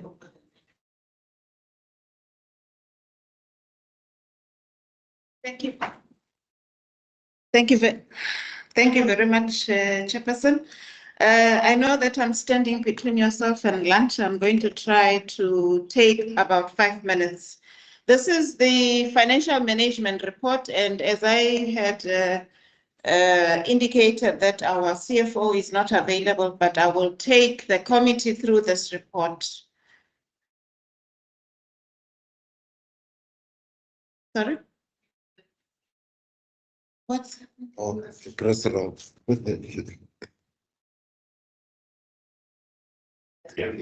Close this. wait, yeah. Yeah, okay. No, thank you very much.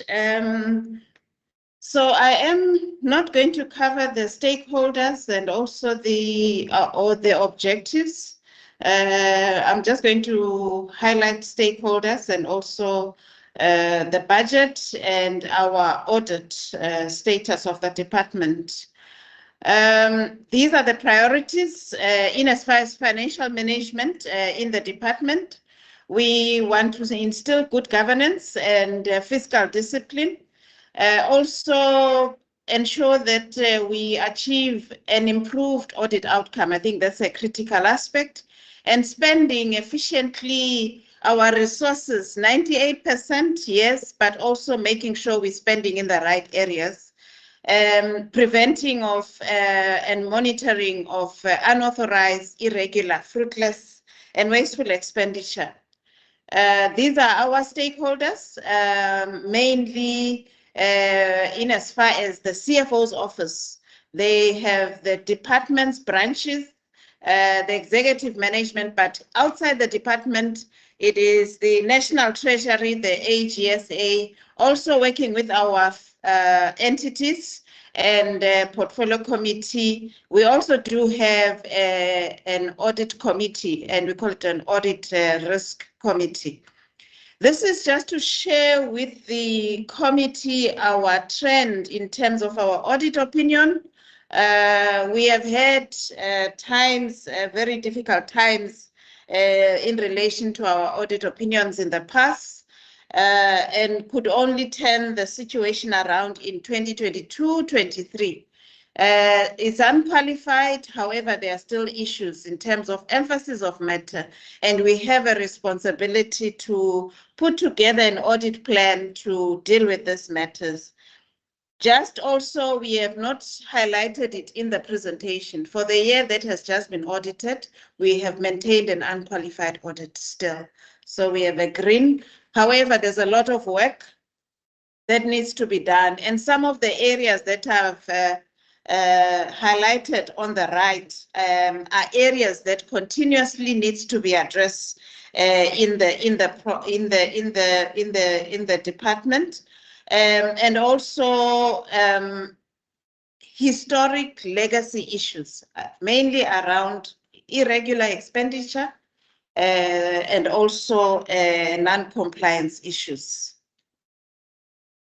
Here, I'm just reflecting commitments. We are going to have new commitments when we come to the portfolio committee. Once the Auditor General presents our outcome for 23-24, we also have to come to the audit committee in relation to the audit opinion and also the action plan.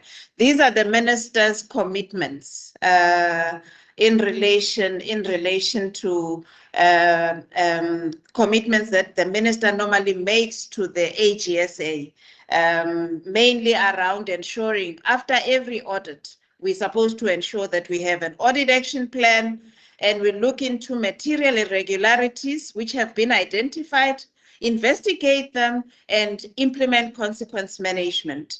And also issues around waste tire. This is an area, waste tire, where we've had quite a number of audit findings. The manner in which we are managing the various storage facilities and depots, and we need to then be looking into implementing the whole value chain up to processing. We have not done well on processing, such that there's a lot of tires that are stored, and some of them are causing unnecessary fire hazards. So that's an area that we need to look at. This was around our audit action plan, Chairperson, and I think what is key is that we need then to come to the committee in relation to the current audit that has been concluded to present our audit action plan. And I'm not going to highlight that in detail. In terms of statutory requirements, we are expected to have our financials tabled, and we do meet this statutory requirement, having financials submitted to AGSA. And we also have gone through an audit process in as far as the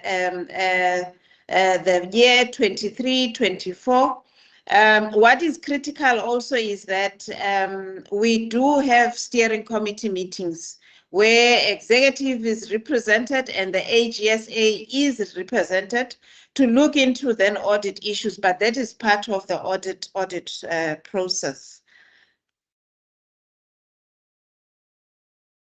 What I want to highlight here, Chair, is just our spending trends, and I think this is spending trends in the past 5 years, where we have struggled in some years to spend all our resources. So returning money to Treasury in those years was an area of improvement, but the year that we've just concluded, we've managed to spend almost 99.3. And I'm not going to, because we'll be coming to the committee on quarterly reports. How then are we spending? Are we spending the money in the right areas in as far as that is concerned?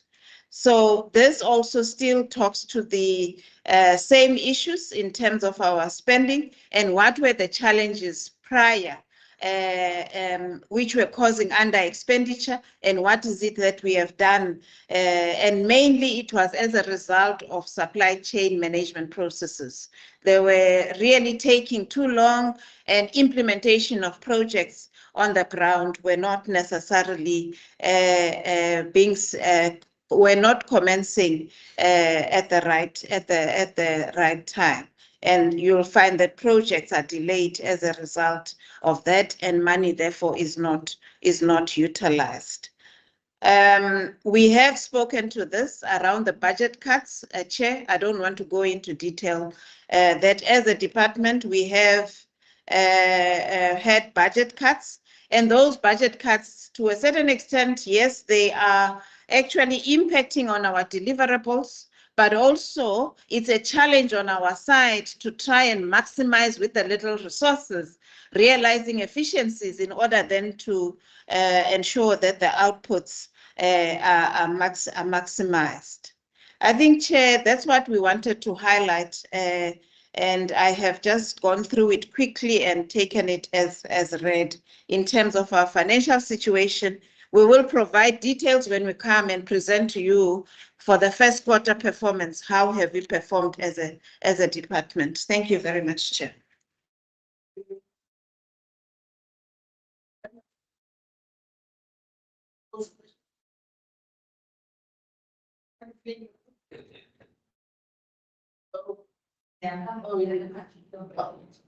So we'll be waiting for the board to take what we will move to this. We are left with 4 presentations. Yeah. After lunch, we will deal with SANBI and yeah, so let's go for lunch.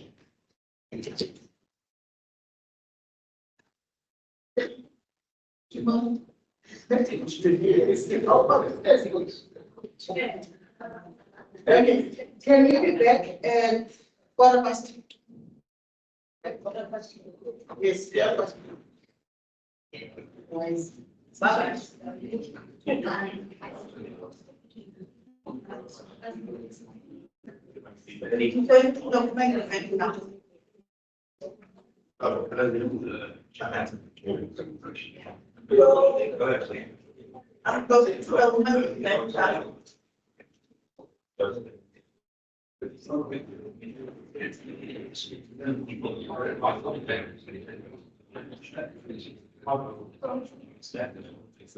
No one gets one of us. I mean, the same.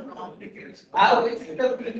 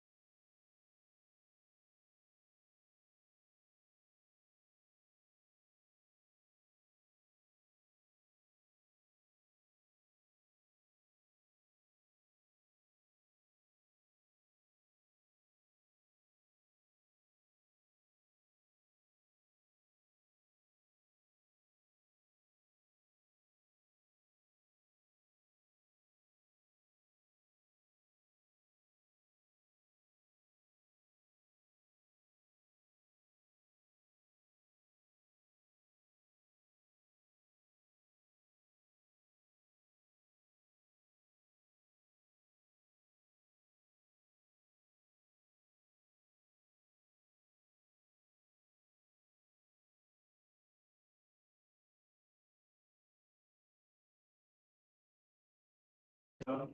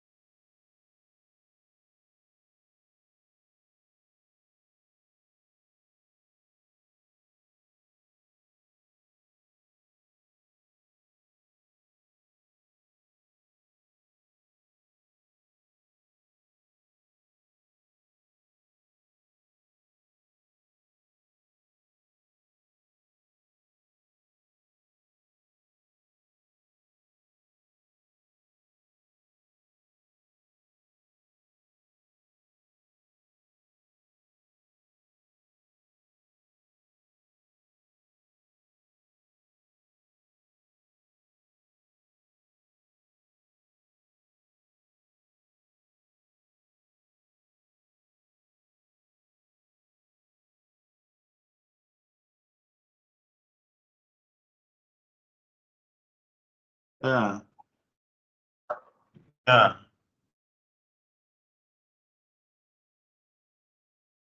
Eh?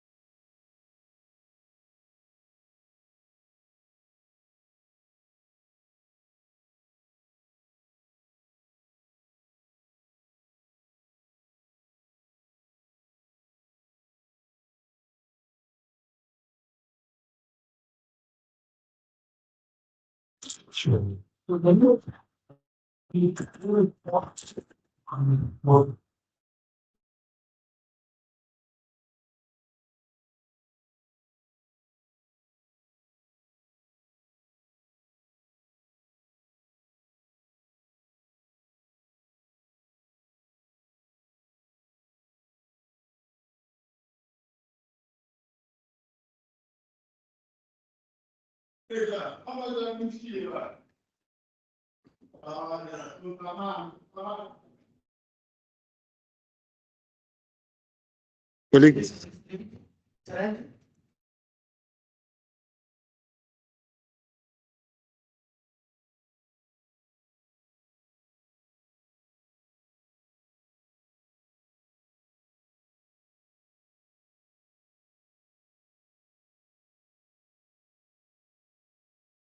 So the chairperson or the chairperson was going to give the overview. Okay, chairperson of SANBI, can you do the overview? Please be brief. I'll give you 5 minutes to do the overview. thank you. Thank you, Chairperson, for the opportunity. Indeed, I will summarize.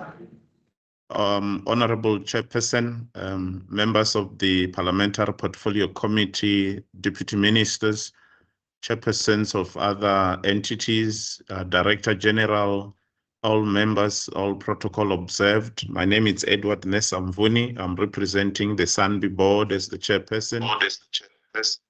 I'm pleased to be leading the delegation today here, Chairperson, that is coming here for me to also do the introductory remarks.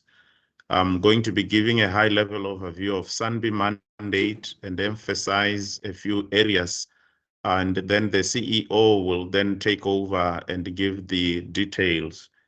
Briefly, SANBI is a Schedule 3A national public entity under the Public Finance Management Act. The implication is on our funding model, as we are mainly responsible for the public good. SANBI is established through the National Environment Management Biodiversity Act number 10 of 2004 of NEMBA that articulates its form and functions. We are working under a long-term mission which leads us to provide leadership in biodiversity research, policy advice, conservation, human capital, and to promote appreciation, sustainable use, and equitable sharing of benefits of South African biodiversity. Chairperson, on my brief, I was going to talk about the issues that SANBI is responsible for, and I'm going to be summarizing and just giving the topical highlights. We are responsible for 11 national botanical gardens in 8 provinces, and 2 national zoological garden facilities, which is the Pretoria Zoo and also the Biodiversity Conservation Center in Mokopane.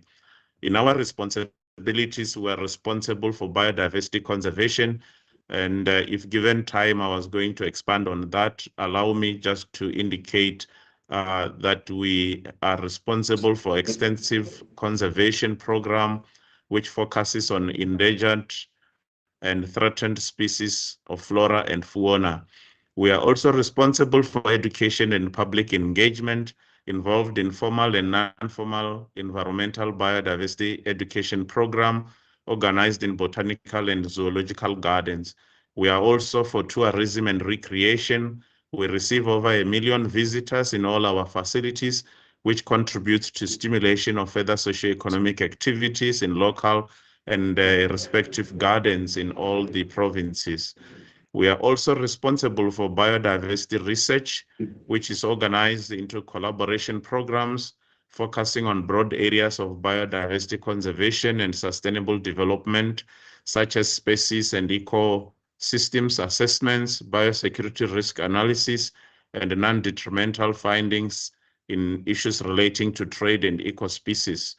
We are also responsible for infrastructure management. We spend money on infrastructure management and development across all facilities and contribute to local employment, skills development, SMME development, and long-term extended socioeconomic benefits. Chairperson, the roles of SANBI also goes beyond matters of guiding trade decisions for science perspective when we are dealing with matters of providing evidence base for decision making. We also restore and prevent poaching of endemic species such as succulents, reptiles, and other iconic species.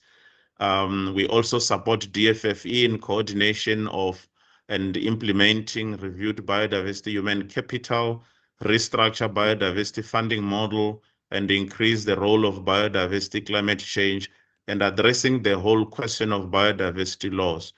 As the board will continue to coordinate and cost effectively monitor and implement the legal mandate of the Institute moving forward. I have summarized, Chairperson, so that I can save you on time, but we work with a network of strategic partners and stakeholders in all spheres of government, academic institutions, business, NGOs, civil society, local communities, and also international governments and organizations.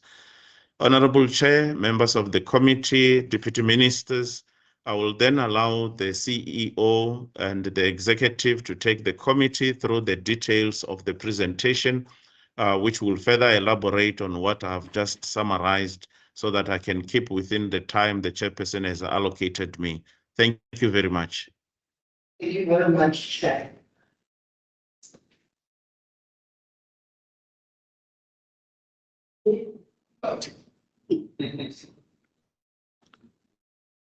Thank you very much. Thank you, Chair, and Honorable Chair and honorable members, deputy ministers, the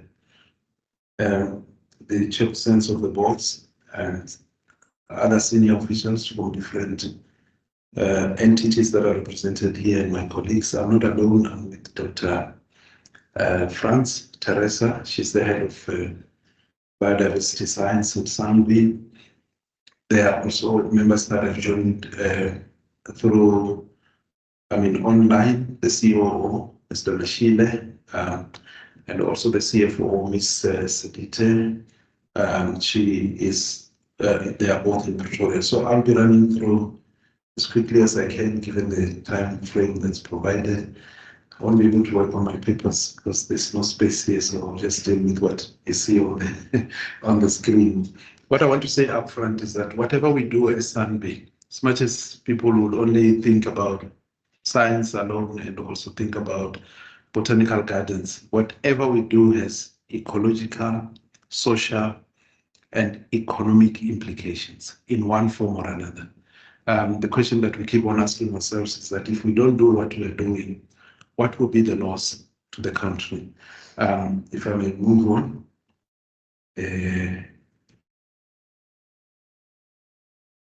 I was showing the button here. The button is not clear.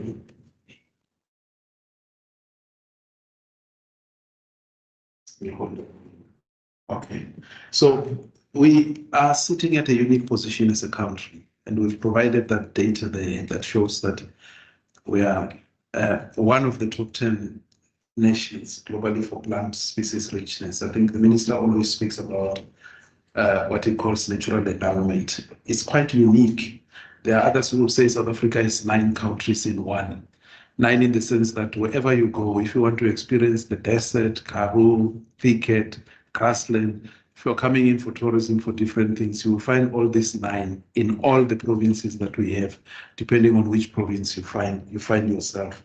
There are 17 diverse countries in the world. South Africa is one of them. In terms of plant endemism, where we are now, if we're taking a walk, we're going to show you some of the species that you can only find here in South Africa and nowhere else in the world at all. They are not shared, especially when it comes to the Cape Forestic region. It's just what it is, and what it has cannot be found anywhere else in the world. So in terms of marine species, endemism will means that things that you cannot find anywhere else. We come third when it comes to that. Not many countries will give you biodiversity hotspots in the manner that South Africa gives. The reason why I'm putting this is because Stats SA released some what we call natural account last 2-3 weeks back or so. on tourism, and it's anchored around this natural endowment that we have. I'm not going to go through this in detail. Suffice to say that with all that we have, we do have threats. They come in through habitat loss, they come in through invasion, biological invasions, alien invasives, threatening all these things that we have, climate change, overutilization, and pollution as well. All these drivers create a challenge for how biodiversity is managed and what we need to do, with implications. And those implications, some of them are social, they affect agriculture, they affect food production, they affect many other things. Some of them are economic in nature. If you go to the Act itself, as the chair has indicated, it does indicate the roles that SANBI must play, the functions, their musts and their mays, all of them. But one that I must highlight is that as SANBI, we need to monitor and report on the state of biodiversity in the country. As much as the country releases what we call state of environment, we need to release on a regular basis. Sometimes 5 years, 4 years, and so we release the state of biodiversity. And we need to monitor the biological invasions that come into the country. They need to be dealt with and managed. But SANBI stands at the point of dealing with the risks on what is coming in the country, what effect is it going to be, do the analysis that we call risk analysis, and advise on how best to respond. All of those things come in, and we produce assessment reports associated with it. Assessment report on the state of biodiversity, assessment report on the state of biological invasions and their impact to biodiversity, the assessment report on the impact of GMO releases to the environment. We also manage, as the chair indicated, all the botanical gardens, the herbaria, zoological gardens, and other collections that may be available for 4 or 5 things. One, apart from research that we do, tourism is part of what we contribute to, conservation is what we contribute to, education and public engagement. Our SANBI vision is put in there, biodiversity is conserved and enhanced to deliver sustainable benefits for all. This is our SANBI value chain or value proposition. Very clear. At the bottom level, we deal with what we call foundations of biodiversity science, meaning that all the collections, taxonomy, the mapping that we do, the classification of what is where, what does it mean, and the changes thereof, even genetic foundations from genetic level up to ecosystem level. Throughout, we provide that. That information is useful and is packaged into what we call biodiversity knowledge. Knowledge and information that can then be used and is packaged through those assessments that I spoke about, the models and modeling that we do, and that information is then used to inform policy and action. So we have to be informed on what we do, and the planning regime, the policy advice that we provide, the decision support systems or tools that we provide, all of those things are meant to make sure that we have a healthy environment and ensure that as a country we are able to protect and also safeguard what has, as I indicated, ecological, social, and also economic implications. So our programs are framed as such. The legal framework, I'm not going to go through all of those, comply and make sure that we support all the obligations that the country has, not only national, international as well. Got a very strong research program on zoological aspects, and that in itself deals with a number of things, not only DNA analysis, but even profiling, DNA profiling, species that are subjected to trade in a general sense of things moving from the country, our country to other countries. We need to provide that DNA profiling is useful for maintaining the state of species and making sure that we don't have challenges in that space. Provision of scientific services to industries from a DNA analysis and genomics perspective, and other areas that need to be supported, genetic resources conservation research, and generally, of course, we manage, or not manage, but we facilitate the work of the scientific authority. Teresa is the chair in that space. The question is, whatever we do, what are the implications of the survival of the species in the wild? The scientific authority would answer that question with other scientific players in the space. So the zoological research can be packaged into programs. Remember, when we deal with biodiversity, we deal with biodiversity at a marine level, at a coastal level, we deal with biodiversity at a terrestrial level, and we also deal with gaps in information in different areas through projects. We also play a role in dealing with wildlife trade and combating illegal activities in that. We do that through what we call national DNA databases. Some of these species may find themselves being subjected to that. Their profiles are taken care of. The Cape parrot is one such unique found here in South Africa, subjected also to illegal trade. Leopard turtles also in the same manner. And then we also do evidence-based samplings for specific species. That is just one example of such. So all of this help with decision making and make sure that we protect and also contribute economically in one form or another. On any matter of illegal trade, we also do forensic work to an extent of doing some services as well for the police in that.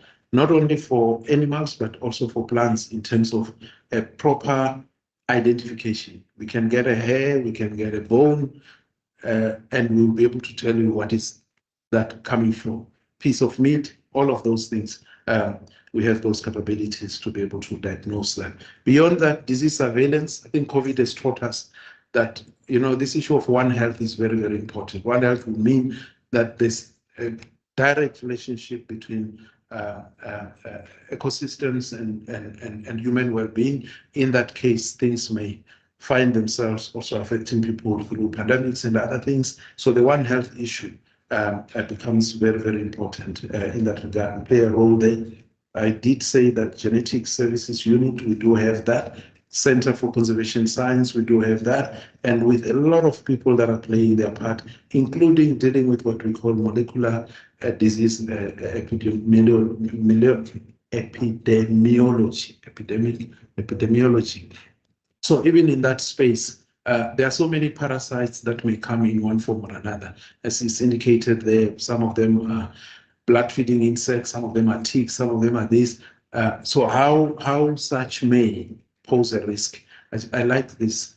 When at some point you find time to visit the Center for Conservation Science at the National Zoological Gardens there, you will see postdocs and doctoral students and these young people doing a lot of things in this space of genomics and all the things that I was talking about. So what we do, we build knowledge for decision making, and it's packaged in different forms. As you can see, all these publications, they come in to inform decision making on all matters pertaining to biodiversity, including where the threatened ecosystems are, how they can be protected. So the assessment is done with other people, and also in summary, we develop science-based policy advice products, depending on what we are dealing with at different scales. We work with a lot of people, depending on some are specialists, and depending on the geographical area as well. As you can see there, the partnership. Our partnership with Stats SA currently. Stats SA releases what we call GDP data, sometimes even labor data and all the other. They are building and working with us in partnership a process that we call natural capital accounting. They've released accounts already. So far, it's where they would say this has been the changes over time, depending on what they're looking at a particular time. I can give you an example of strategic water source areas. We've got 22 of them in South Africa. They provide 50% or they supply 50% of South Africa's water, even if in South Africa they covered 8%, but including Lesotho and Eswatini is 10% of the land.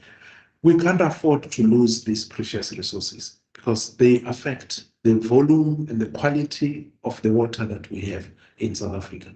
And therefore, we in that process, They released accounts into that just to show us the changes that are there. It helps us to make to decide properly. We've got a standing program as SANBI to work in the context of district development model DDM, to work with different districts where the strategic water sources are, and make sure that in their spatial development frameworks, these areas are protected and mapped appropriately. Those are the examples of the different accounts for protected areas over a period. We have to make decisions informed by science and also the analysis that needs to be done in that. The message that we always say is that good science on ecosystems underpins good ecosystems accounts and further underpins good decision making that can save the country. If you look at the numbers in there, which I'm not going to go through all of them, but I do like this one that's more than 1.2 trillion of assets in South Africa banking systems are highly dependent on water. Therefore, we have to protect as much as we can. Up to 40% of people in strategic water source areas rely on water from springs, rivers, and streams, some for agricultural purposes and many other things. And so there is a case built. 12% of tourists that travel to South Africa, even more, they are coming in to visit that are associated with nature in one form or another. I was looking at the stats on the mining sector.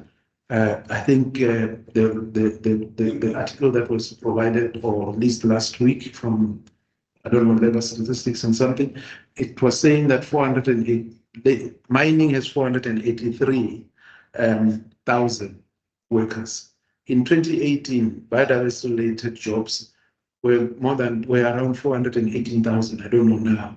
So you may think, oh, mining is the driver of everything. You remember here, we are not even counting some of the things that nature and ecosystems are facilitating in the economy in this number.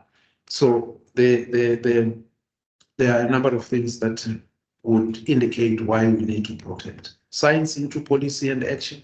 There are demonstration projects that we do on climate change adaptation. Most often people will talk about climate change mitigation, but how we mitigate, how we adapt, we do test pilots to inform how best we can frame programs in different areas. These were some few examples of different areas that were subjected to that with the funding that we received from the international community. We're working hard in the space. SANBI is an accredited, what we call accredited direct access entity to the Green Climate Fund. In that space, we're profiling 3 big programs.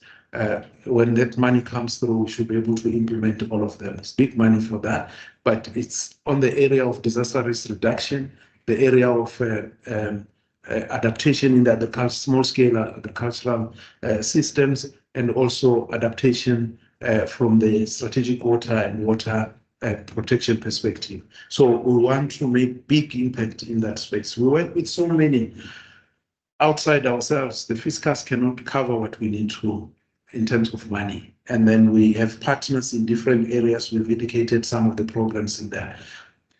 The UNCBD, which is the Convention on Biological Diversity, has selected SANBI to be one of the sub-regional technical and scientific cooperation support center, meaning the SADC region. SANBI will be providing the scientific and technical cooperation support for that matter as a center to that effect. Just came in not long ago, 2 months ago or so, and then we're working on how we can build a structure, because we want to place and position South Africa as the leader in SADC and the leader internationally in matters like those. I did indicate that we have a problem with succulent poaching. I can't remember the name was Teresa.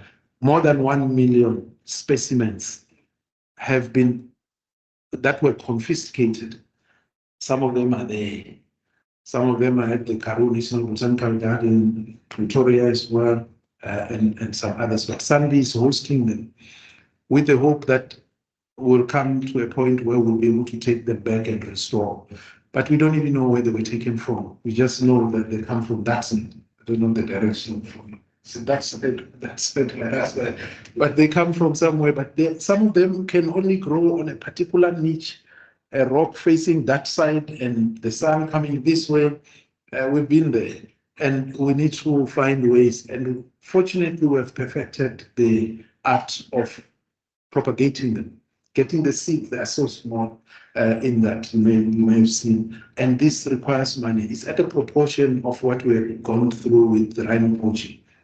We have to work. There's a strategy on this, and it needs money, it needs resources, as in whatever other resources and people. Then we have botanical gardens, as the chair indicated, across the board. They provide 5 functions: conservation, research, education, tourism, and recreation. So all of these things, they play a critical role. I cited this one deliberately on conservation, restoration, playing a part. Horticulture is propagating. Then when we take these things back to the wild, they are all over except one province, Northwest. We're working very hard to get the one from Northwest to come on board. Those are the functions and the numbers indicating when it's at the highest as to how many people, how many activities that happen there along those 5 areas. That's what is being education, very, very important. You go to either it's a National Zoological Garden or National Botanical Garden, across the board, you will get young people coming in. We also participate very closely in curriculum and related issues. We qualify that. I'm just about to finish. I will finish with something very interesting in getting some of these animals back into the wild. The National Zoological Garden plays that part. The sun gazer, this lizard or this gecko, what do you call it? People steal them and take them. Yeah, and they keep them in their houses as something of very pricey. We have established the code of breeding them for release in the wild. The vultures, the numbers have gone down. We are now participating with others to release them in the wild. It's not a vulture animal only. This is a vulture. These are the cleaners of vector and other diseases out there, that if they are not doing the cleaning, people are going to be affected in one form or another to a point of death and many other things that we may not be able to manage. So when we look at this, let's think about what I said, the ecological, the social, the economic implications of all of these things. I just want to end with this, Chair. On the top left, is it left? This is Triangle. When we took over SANBI, the toilets were like that, the one for females and the males. As we speak now, this picture was taken. Now the toilets look at bottom left, look at that. And what you see on the right there is what was taken 3 weeks ago. Is one new one that is being established, similar to Blofeld. All the left, what was lost with the floods, now a new bridge out there and other outposts.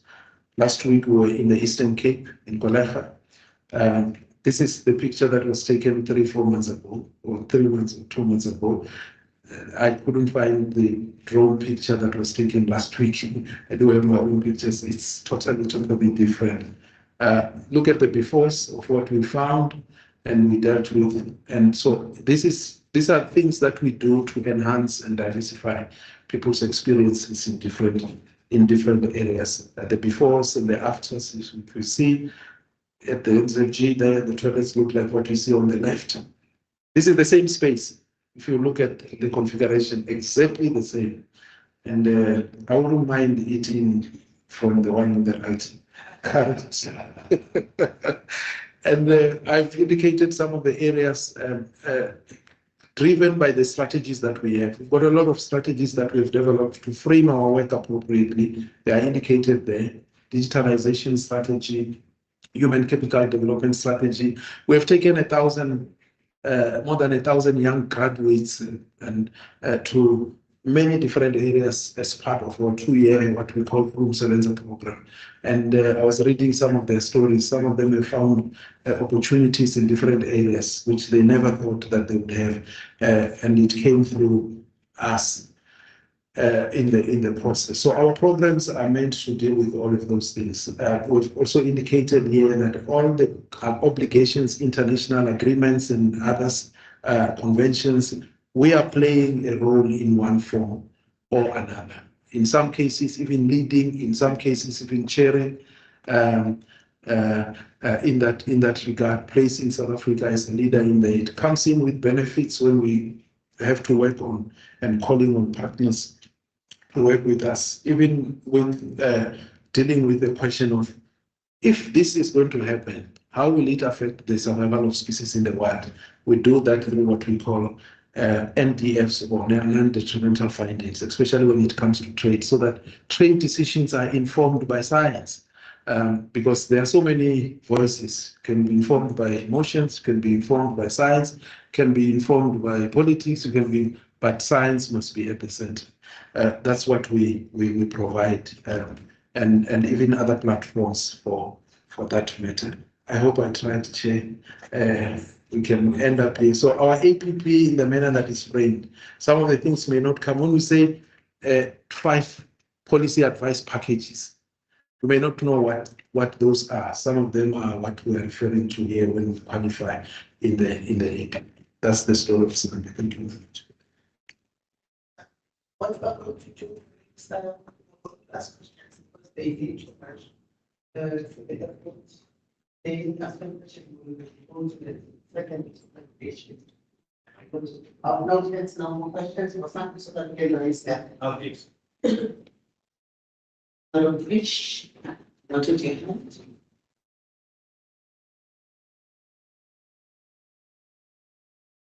Thank you very much, Chair. It's not related directly to the presentation. Thank you very, very much. I really appreciate it. I cut my teeth as a young geneticist through the assistance of SANBI. So yes, I wanted to find out regarding the vaccine production at almost does that fall under SANBI synthesis? I'm not 100% sure how that fits in. I'm just a little bit concerned. There's a number of vaccines that is locally produced, and I've received some queries from expert members of our communities regarding the lack of vaccine production and basically the collapse of the facility at Forestry and our inability to actually produce extremely valuable vaccines, various veterinary applications. If you can maybe just give some inputs in that regard. Thank you.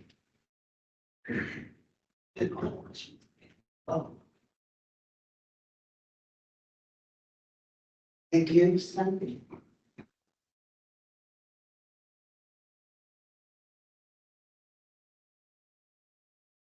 I told the rest I won't be responding. She will. Thank you for the question, Honourable Member. In terms of the vaccine production and all the support, that is largely led by Department of Agriculture. They work very closely with University of Pretoria as well, so it's definitely not a part of SANBI's mandate. Thank you. We do with that center for many other things as well. Even the management of veterinary aspects associated with animals in the zoo. We are partners in that process. Thank you.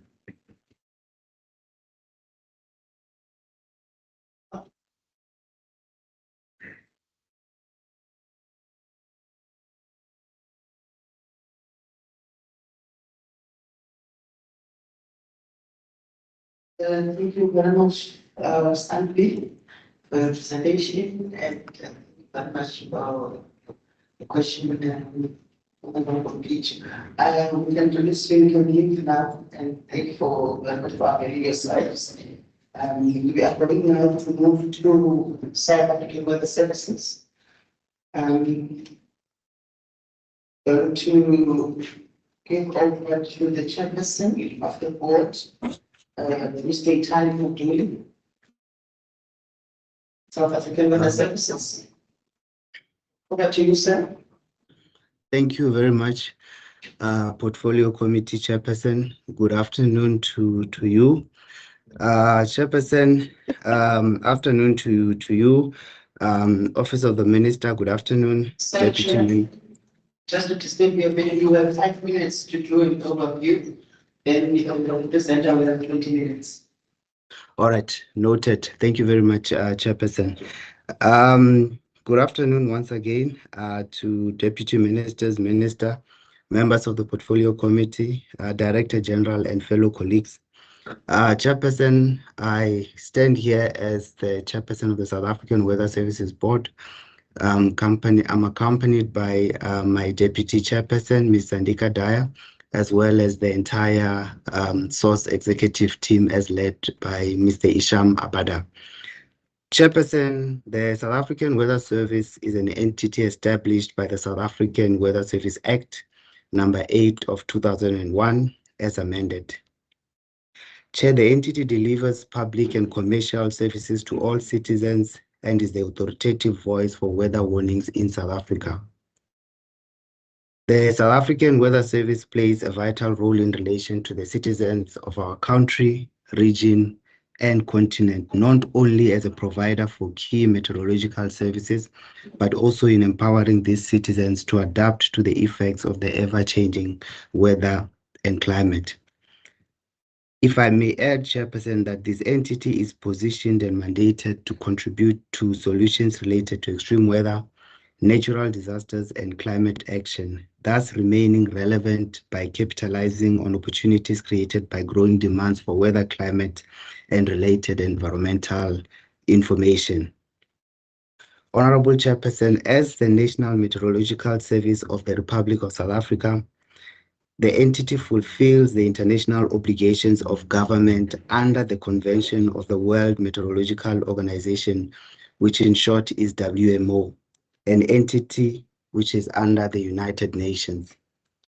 Chair, as the Aviation Meteorological Authority, the entity further fulfills its international obligations of government under the Convention of International Civil Aviation Organization, ICAO. The entity is also a signatory to the Safety of Life at Sea SOLAS Convention for Metaria region and provides marine and safety services for the second largest meteorological area in the world. There are key interventions that the Weather Service will execute for the benefit of the South African public, the province, as well as municipalities. Amongst these, Chairperson, is the Early Warnings for All initiative that aims to ensure that every person on earth is protected from hazardous weather, water, or climate events by the end of 2027 using early warning systems. Limited financial resources, Chairperson, remain a challenge for the South African Weather Service, not only for us, but the public sector at large. The Weather Service has, however, gained some much needed capital investment that will be utilized for stabilization, upgrading, as well as expansion of our critical meteorological infrastructure, such as radars, as well as upgrading of our information and communication technology infrastructure, such as our high-performance computing system.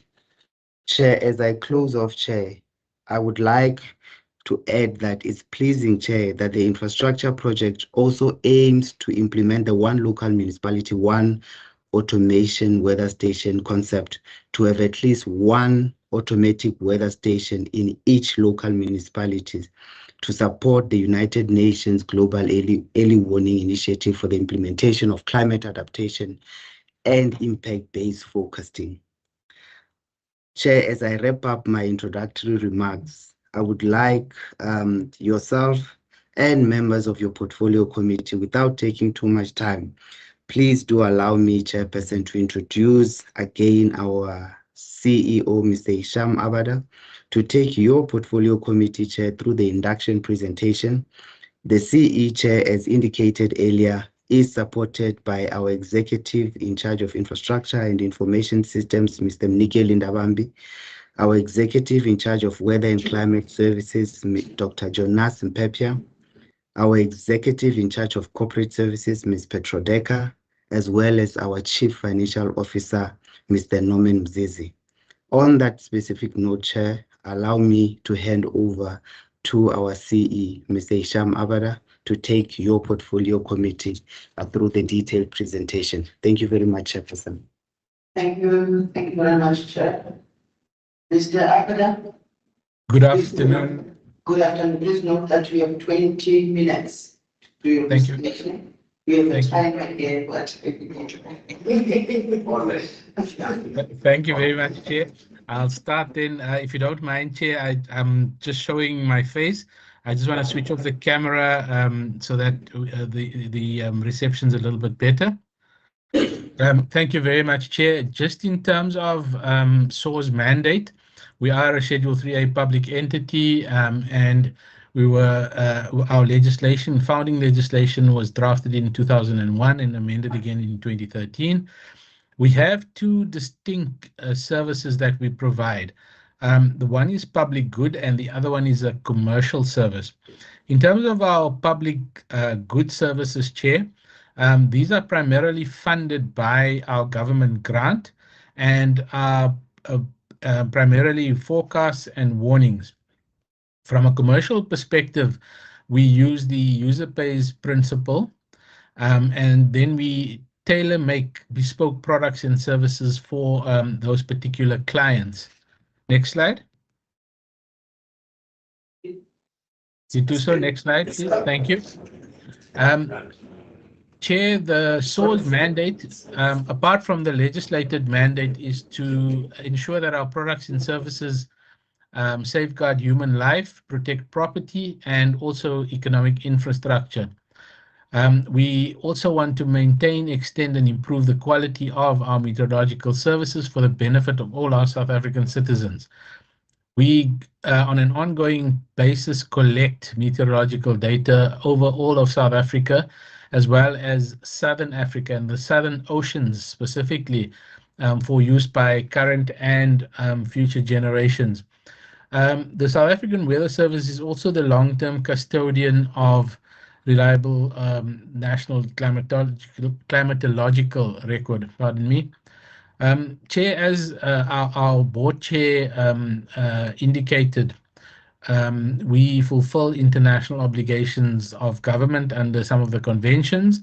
The important one for us is the World Meteorological Organization. We are a member of the WMO, which is a United Nations agency that's responsible for meteorology specifically, deals with weather and climate issues, as well as operational hydrology and related geophysical sciences. And they are expanding that mandate to include Earth observations specifically as well. Then the other important international convention is the ICAO, or the International Civil Aviation Organization. Here, the South African Weather Service fulfills South Africa's obligations under the convention by providing meteorological services and related facilities that support international civil air navigation. In simple terms, Chair, if we don't provide this service, nobody would be able to fly. Chair, this just gives a graphical representation of the SAW's observations network. I'll be very quick, just giving an indication of what it entails. We have a national forecasting center in Pretoria. Then we have 1,277 manual rainfall stations across the country. Then we have 249 automatic weather stations. And then we started automating our rainfall stations. We have 141 of those. And obviously, because they're automated, you get better quality data and more reliable data over time. So we are there are moves afoot to actually improve that situation. We also deploy 40 weather buoys in the Southern Oceans annually. We have 25 climate stations, 24 lightning detection network sensors across South Africa, quite a good network for Africa and I think generally internationally as well, because some of the bigger networks like Europe are about 90. So in South Africa, we've got a quarter of that number in South Africa alone. That includes one in Eswatini as well. We have 11 meteorological radar systems. We have one, what they call a C-band, which has a slightly extended coverage as opposed to the S-band. And we have 10 of the S-bands. I'll show you a graphical representation of that a little bit later on. Then, Chair, we also have the upper air sounding stations, and we have 2 of those on islands also close to South Africa, Marion Island and Gough Island. And those send up the weather balloons with the radiosondes to take measurements for weather information. Then we also have what we call a GAW station. It's a Global Atmospheric Watch Station at Cape Point. It's one of, I think it's 62 in the world. It has a very long history of collecting data, and I'm proud to say it's one of the forerunners in that regard in the world as well. Then we have 15 air quality measuring and monitoring stations that feed into the South African Air Quality Information System as well. And then we have 2 Dobson ozone spectrophotometer stations in Irene and Springbok as well. So that's basically what our network looks like. And then just to give an indication of this distinction between weather and climate services. So you'll see, Chair, at the bottom left, minutes, hours, days, and a week. That essentially looks at your forecasts, warnings, and alerts, and that is classified as your weather part of the observations. Then the sort of yellow-orange bit in the center deals with the climate variability, and that could be anything from 2 weeks to months to seasons or even to years. And you'll see, Chair, we do a historical observation of weather information and then analyze that longer term. And then you'll see the green there, you talk about decades and centuries, and you can see that that's essentially the climate change. So they feed into each other. But the further away you get from the minutes to the centuries, obviously you have this forecast uncertainty because we don't know what would happen. So we have what we call impact-based forecasting that we piloted recently with the WMO. And there we attempt to say not only what the weather is going to be, but what that impact of the weather will be. And obviously we then issue advisories and warning. And in terms of our seasonal outlook, there we try to predict what the weather would do, over seasons. And that's quite important information for various sectors, agricultural sector and so forth. Next slide, please.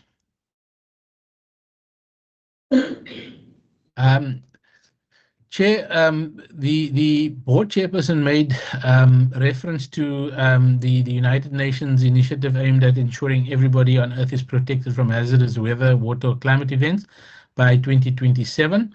You're going to be hearing this term quite a bit as a portfolio committee because we, as South Africa, play a very prominent role in this implementation in South Africa as well as Southern Africa. There's going to be focused efforts geared towards contemporary technology and also increasing maintenance to sustain our critical observation network and ICT infrastructure as well, so that we improve our early warning systems to support the country in responding to these weather-related phenomena.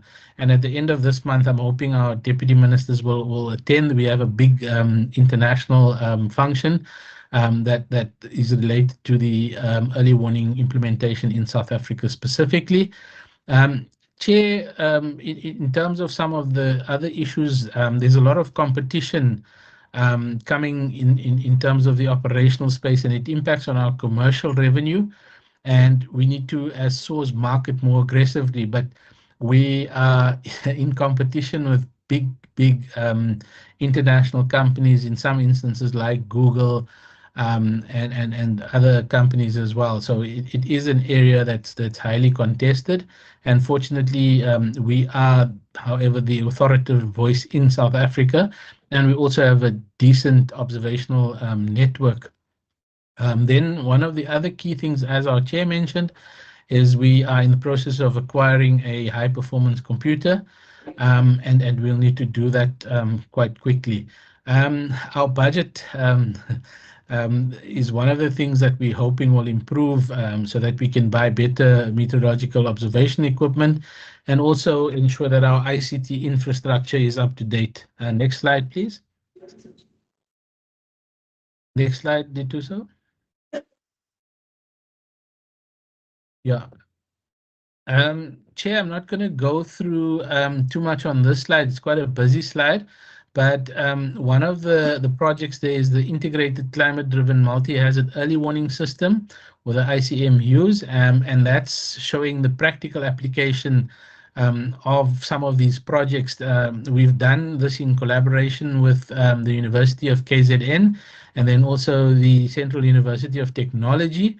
They've assisted us in terms of designing the programs, and then it's also funded by international donors, the government of Flanders, and we've looked at 3 district municipalities, Umgundundlovu, Vembe, and Lejwele Putswa district municipalities. And this program will be achieved through the development of an integrated climate-driven multi-hazard early warning system that addresses the identified climate risks and hazards. Specifically, we're looking at drought, lightning, and flooding in those areas. The ICM uses design and develop this multi-hazard monitoring and forecasting system through a tool that will assist in early warning. The system uses real-time data integration, and it facilitates early warnings so that we can trigger timely actions ahead of disasters. Next slide, please. Next slide. Oh, sorry. Thank you.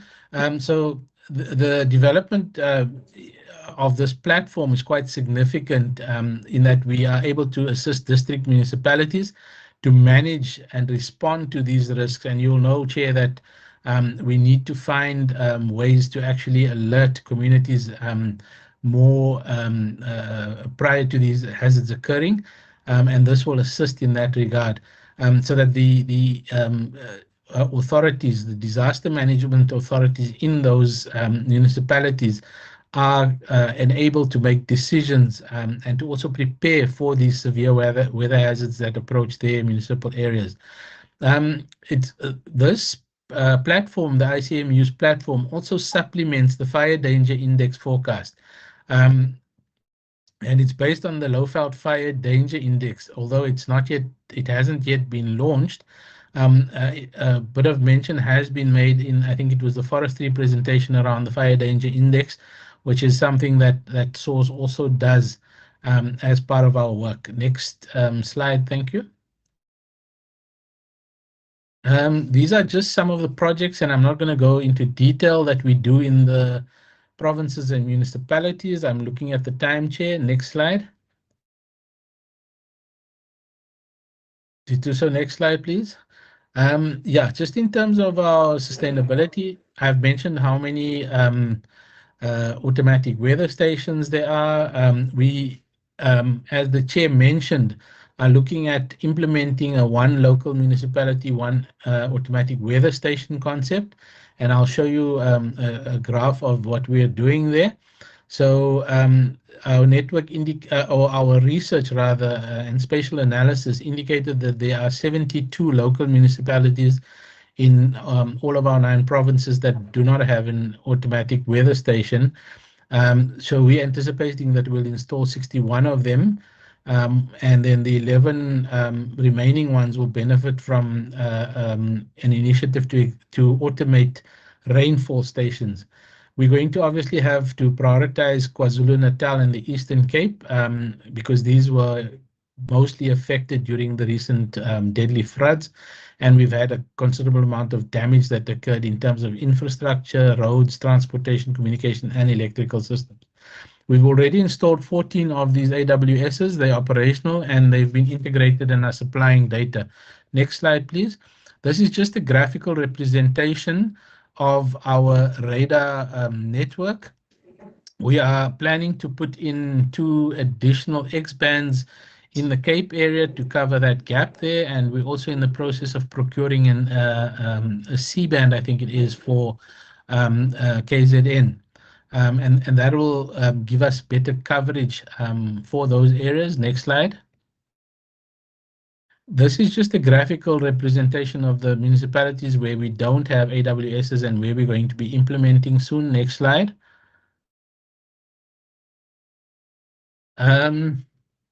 We've also had some very successful projects with the private sector. One of those was the Venetia Mine radar project.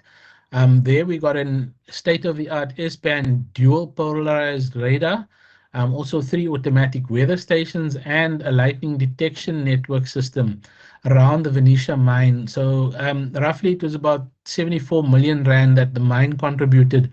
And this contributes to not only early warning systems for the mine, it also assists the vulnerable communities in the Limpopo area.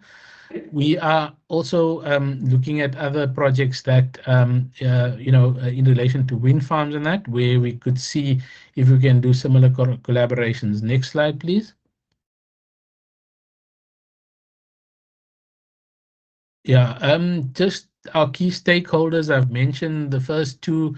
We do a lot of work on the continent with the African Union, SADC. We do a lot of work with our neighboring countries in Southern Africa. We're also the regional training center for Southern Africa, the regional specialized med center for Southern Africa. We are also the global information system center and the regional WIGOS center, which basically sends information from South or Southern Africa to the WMO. Then basically, in terms of the national benefits, we benefit obviously the citizens of the country. We deal a lot with the National Disaster Management Center, risk reduction structures at all 3 levels of government, the aviation sector, agricultural sector, maritime and ports, mining, energy and insurance, and obviously the water management sector. The list, however, is not exhaustive. And this chair is basically just a part of our organizational structure. We do have a board, and then myself, and then obviously the executives that have been introduced. And that's the end of my presentation. Thank you, Chair. Thank you. Simple, light on time. Go to non-tenants. Questions? On the Deputy Minister. I don't think it's a question. No. We cannot ask questions. Want South African weather service and want I think what's notable here, colleagues, is the BIA's participation in that one project, funding 74 million rand. And I think well done to the board and SOURCE, the department facilitating that we can get more public-private partners on board for environmental programs. I think it's really good business that there are many of those types of people that will support the different programs that we have. So I think well done to be able. Thanks. Thank you very much, sirs. You are released. We will now move to SANBI. I'm going to hand over to the chairperson of SANBI, chairperson of the board, Ma'am Pemiako. 5 minutes overview, ma'am. Good afternoon, Honorable Chair and honorable members. I had switched on my camera just for 2 minutes, for a minute, in fact, for the members to see me, and I'm going to switch it off. That's okay. Honorable Chair and honorable members, honorable deputy ministers, chairpersons and CEOs of entities, colleagues and who are present, let me present on behalf of the board and the management team. I will be very brief in my introductory remarks, Chair, just to say that we are a public entity. We have a responsibility of managing a system or network of national parks, and that constitutes about 70% of our national protected area estate, both terrestrial and marine. And we are guided by the global thinking and also South African thinking around embracing that conservation of our cultural and natural heritage must be done in a way that recognizes issues of development and people well-being. So the concept of people and nature is firmly grounded in terms of our conservation model and forms the bedrock of our activities and our approach as a country that is, as the CEO of SANBI spoke quite extensively about how much of the mega diverse status of our country. But safe to say that we have a responsibility to contribute that in so far to that to management and conservation of our biodiversity, and doing so whilst enhancing people's beneficiation and contributing to the challenges of addressing poverty, inequality, and improving people's economic and socio-economic livelihoods. And we have, Chair, since 1994, or the advent of democracy, added new national parks to the system, Marakele, Mapungube, Namakwa, Tsamdebu, Mukala, and Meerkat National Parks. And we also manage, in this period, 3 additional marine protected areas, which is Ado, Namakwa, and Robben Island. And we've extended South Africa's oceans and coastline under conservation by 5 times in squared kilometers. The CEO of SANBI also spoke about some of the challenges in terms of wildlife crime and the things that we are starting to see in that regard. But that said, Chairperson and honorable members, the use of technology and the partnership approach, which includes the South African Police Service, National Prosecuting Authority, local and provincial authorities and communities, has proven successful in the drive against environmental crimes. We're starting to see some effects and impacts of climate change, notably the Kruger National Park in terms of the floods we're starting to see there, as well as the Table Mountain National Park. I think what we're looking at is to start looking at climate change adaptation strategies, whilst internally looking at managing and reducing our carbon footprint as an organization. And this is both an issue in terms of responding to climate change, but also an issue of competitive advantage in terms of tourism. And we see it as part of our own sustainability. We have implemented since 1998 a commercialization strategy, Chair, and we've seen benefits of that, and we've seen quite a lot of investment in terms of PPPs in our national parks. And this has gone a long way, Chair, if I may add, in terms of ensuring or improving our own financial sustainability as an entity. Initially, there was an initial investment in 2005 of 10 million, and we've seen an income of almost 2 billion coming from commercialization, which helps us to generate over 70% of our own income. We have been recovering on the tourism front, Chair. We're hit very hard by the pandemic, and the board adopted a recovery strategy And through that, we're starting to see a recovery, a recovery in that regard. We continue to make our own contribution in terms of the white paper. And also, Chairperson, just to say that, and also ensuring that as part of our strategy, we bring more people into national parks. In that regard, we have National Parks Week, which we're launching on the 8th of September. And from the 9th to the 15th of September, we open up our parks for people to come and have exposure.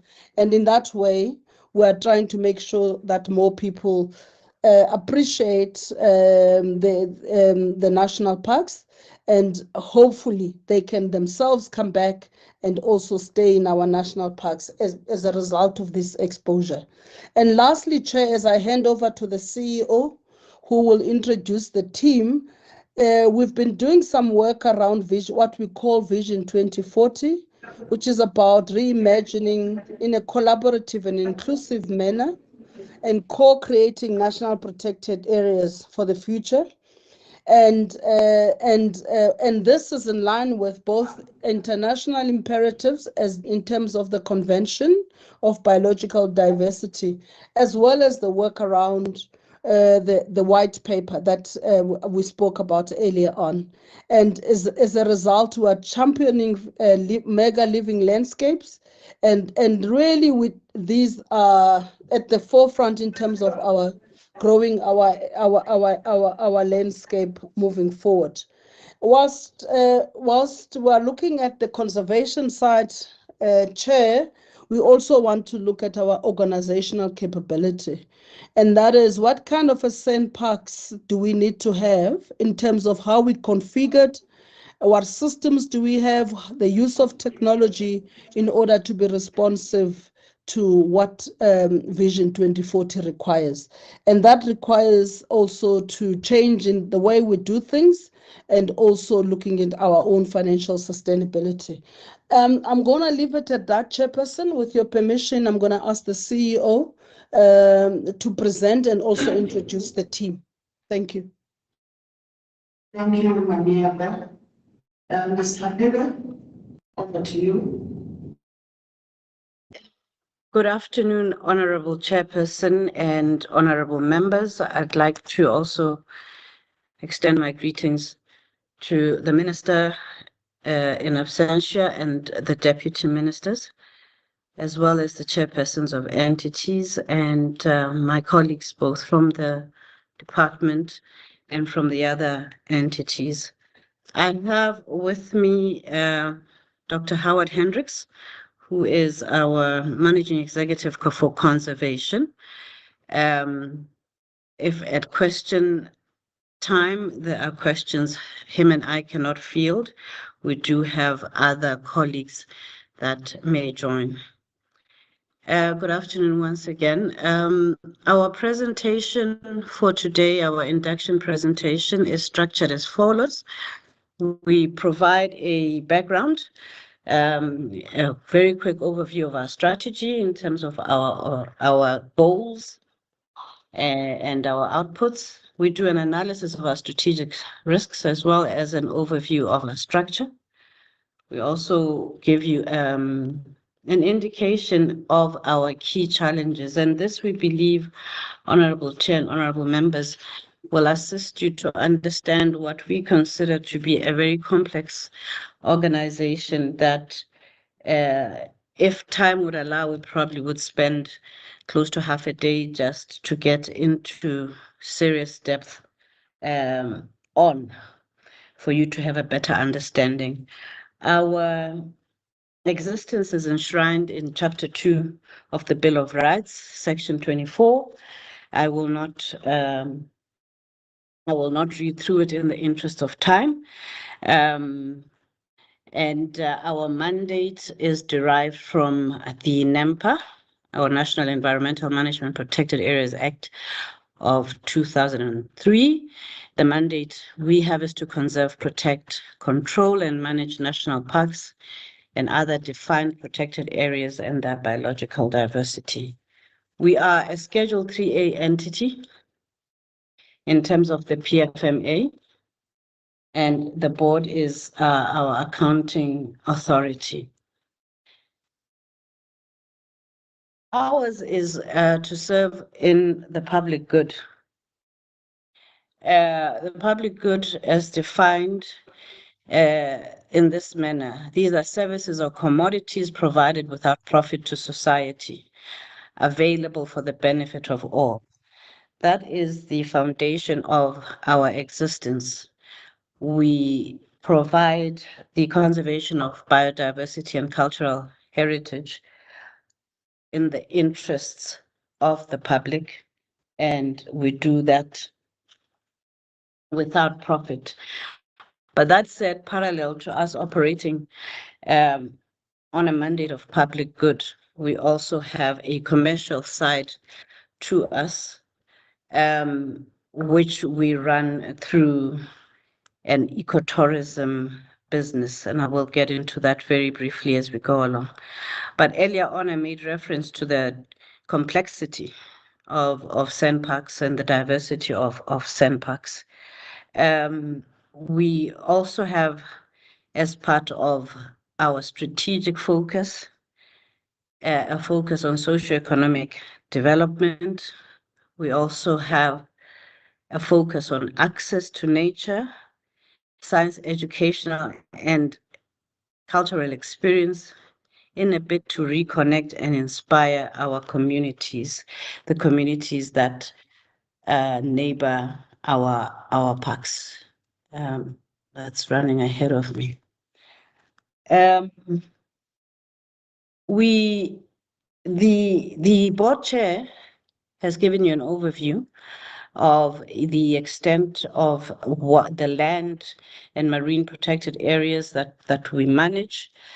We manage 20 national parks, which is about over 4 million hectares, and 10 marine protected areas.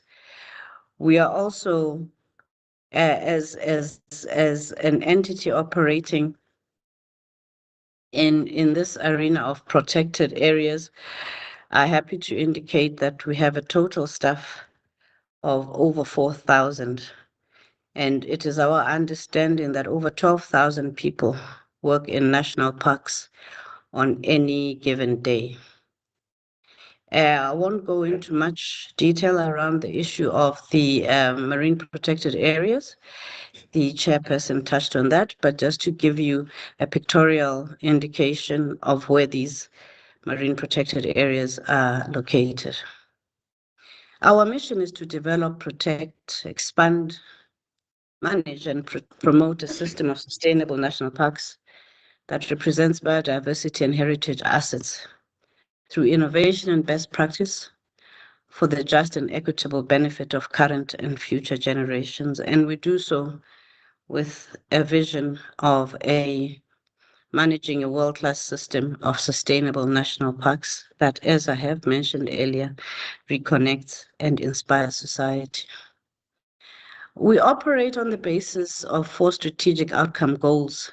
The first one being the one that speaks to our core mandate, which is sustainable biodiversity and cultural heritage across land and sea. And you will also notice again, there is the constant reference to us operating in the interest of the people of South Africa and the world for now and in the future. This is a crucial element in our mandate. It is about preservation and conservation for the benefit of the people. Our second outcome goal refers to diverse and responsible tourism. I made passing reference to diverse and responsible tourism in the first few minutes of this presentation, but I'd like to just give you a little bit more detail.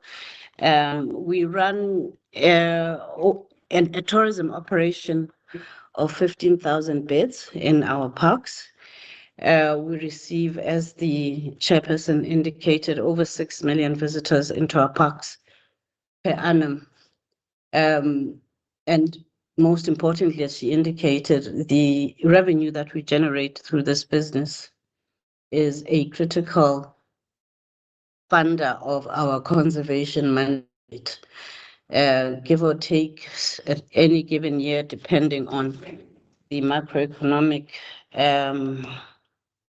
matters, 70% of our OPEX is derived from our tourism revenue. We, at the end of the past financial year, recorded 2.1 billion in tourism revenue.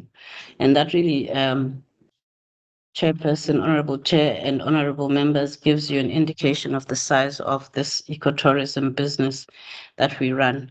So this is a very critical pillar in the work that we do.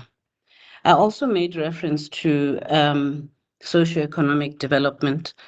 We take socioeconomic development very, very importantly within SANParks, particularly as it impacts on the land claimants, as a number of our parks have been subjected to land claims, as well as the historically disadvantaged communities within South Africa. A vast majority of our parks are located in peri-urban areas, or in some instances in rural areas. And we have found that SANParks plays a catalytic role in socioeconomic development in those areas.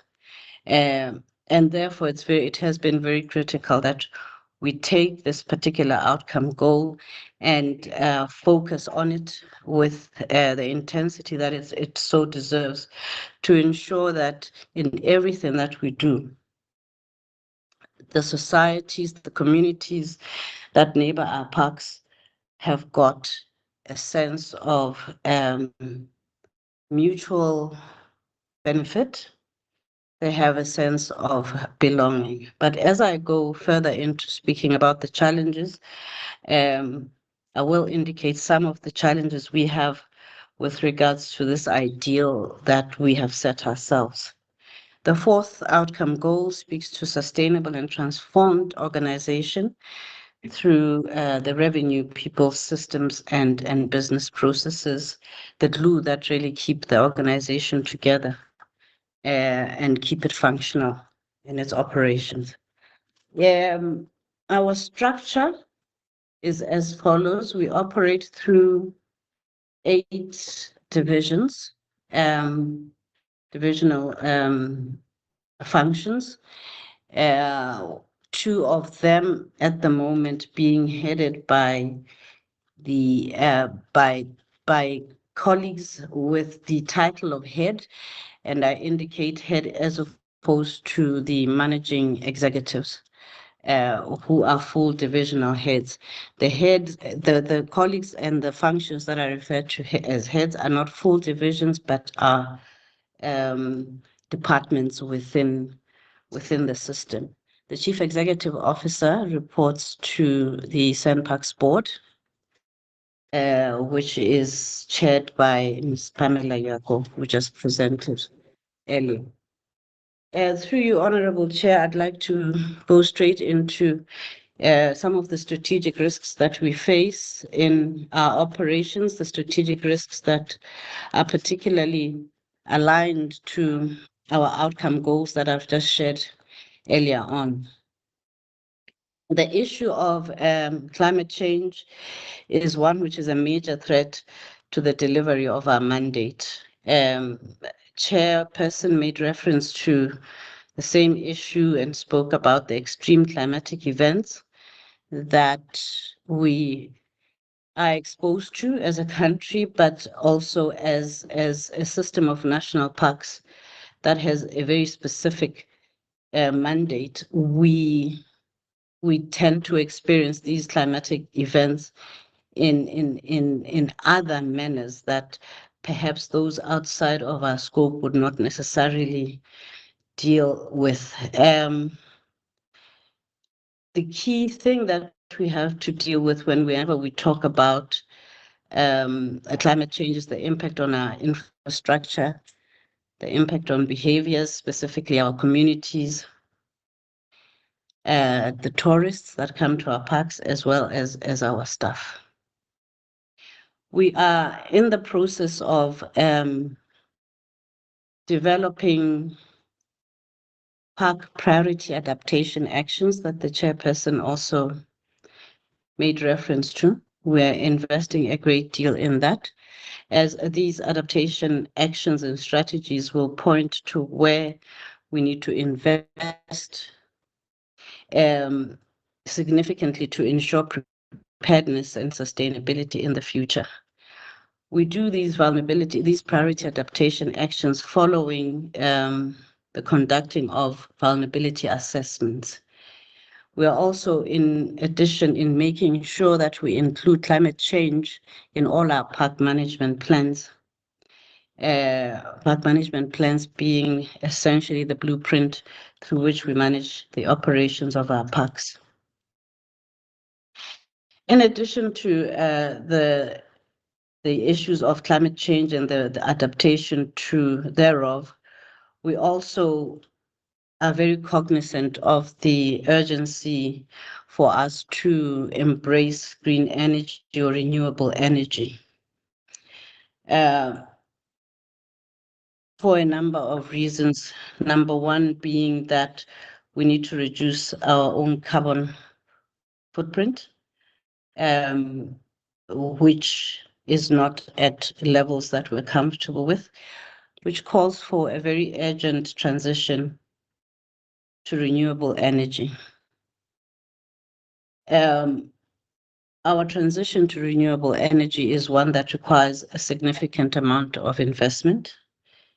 And it is becoming abundantly clear that in these 20 national parks, for this to happen, we require very strong partnerships with the private sector. And we are seeking and searching for these private sector partners. We have created and expanding a department that specifically looks into sustainability development. These are tentative steps for us. It has not been an area that we are known for in terms of excellence. However, given the challenges that we face in terms of minimizing our carbon footprint, we have to accelerate our entry into this space. I did say that the Green Energy Implementation Plan has two facets to it. One is the, as I said, reduction of our carbon footprint, but there is also an opportunity as well to generate significant amounts of revenue in the form of partnerships within the power space.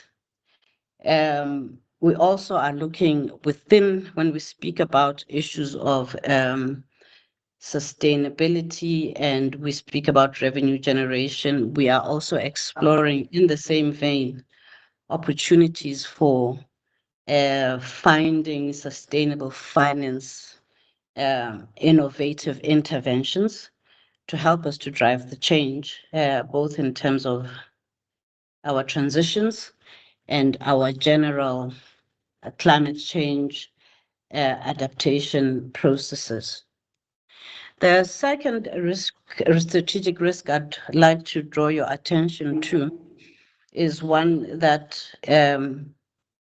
is to do with the evolving and escalating wildlife crime. This is with particular emphasis, I suppose, the species that is normally associated with wildlife crime is the rhino. However, that is not the only species that we protect. That is usually the target of poaching. But I will come back to the issue of rhino poaching, which is a common refrain. We are seeing there is an intersection between the economic downturn and how it impacts on communities and how that then spills over into wildlife crime. So there is a spike in demand for wildlife products, These are not only just the animals such as rhino, but we also are dealing with a crisis. And I believe the CEO of SANBI also touched on this, a crisis in terms of harvesting of flora, and to a point where we are dealing with possible extinction of some plants, particularly succulents within our parks. We have a rhino conservation strategy that has elements of success, but this is a highly fluid environment, if I may call it that. In the past year, we saw a reduction in the number of rhino poached in Kruger National Park, which is the one park that is mostly at risk, given its transfrontier status, mostly at risk in terms of rhino poaching. Why I say it is a fluid environment is when we really look at the numbers and the statistics and we analyze the trends, the swing of rhino poaching happened at a time when, as part of our rhino conservation strategy, we began the dehorning of rhino. That swung the trends from Kruger National Park to the south of the country, and KZN was in turn the victim of concentrated rhino poaching. Our colleagues in KZN have begun their own dehorning processes, and we are watching with a lot of concern about the possibility of the wave turning back to the north of the country. We have a number of mitigation plans in place. You may know of the National Integrated Strategy to Combat Wildlife Trafficking, which we refer to as NISQUIT. This is a law enforcement strategy that is multifaceted and includes very key law enforcement entities. It was a first in South Africa when it was approved last year, and it has been very critical in ensuring that we have the support of the key law enforcement structures in the country to support us in fighting wildlife crime. We also have a ranger wellness plan that we have implemented, particularly in the Kruger National Park, where we find that a number of our rangers find themselves lured into supporting individuals or perhaps gangs that are involved in rhino poaching. And our role is to try as best as we can to increase their resilience, particularly financial resilience, in an effort to mitigate the threat of them being swept into that life of crime. We also run a risk under outcome goal 2 of improved, where we speak about tourism, of a possible inability to deliver on tourist expectations with regards to infrastructure, diversity of products, as well as standards. To this end, and there is a part of this presentation where I will share with you some pictures that show the amount of investment we have made and we continue to make in our tourism plant. Still, can you try to be faster? And okay. You have 5 minutes left. Thank you. Already past the 40 minutes. I'm giving you 5 minutes bonus Thank you. To cover that issue. Yes. We also have a digitalization strategy which ensures that our tourists have IT connectivity and services to ensure that we meet whatever needs they may have. We also run the risk of a breakdown of relationships with neighboring communities, which then question our relevance in terms of our operations as a protected as protected areas. To mitigate that, we are implementing a transformation strategy. I made reference as well earlier on to the issue of community beneficiation and that of benefit sharing, ensuring that communities have a stake as well as an interest in managing protected areas and keeping them safe.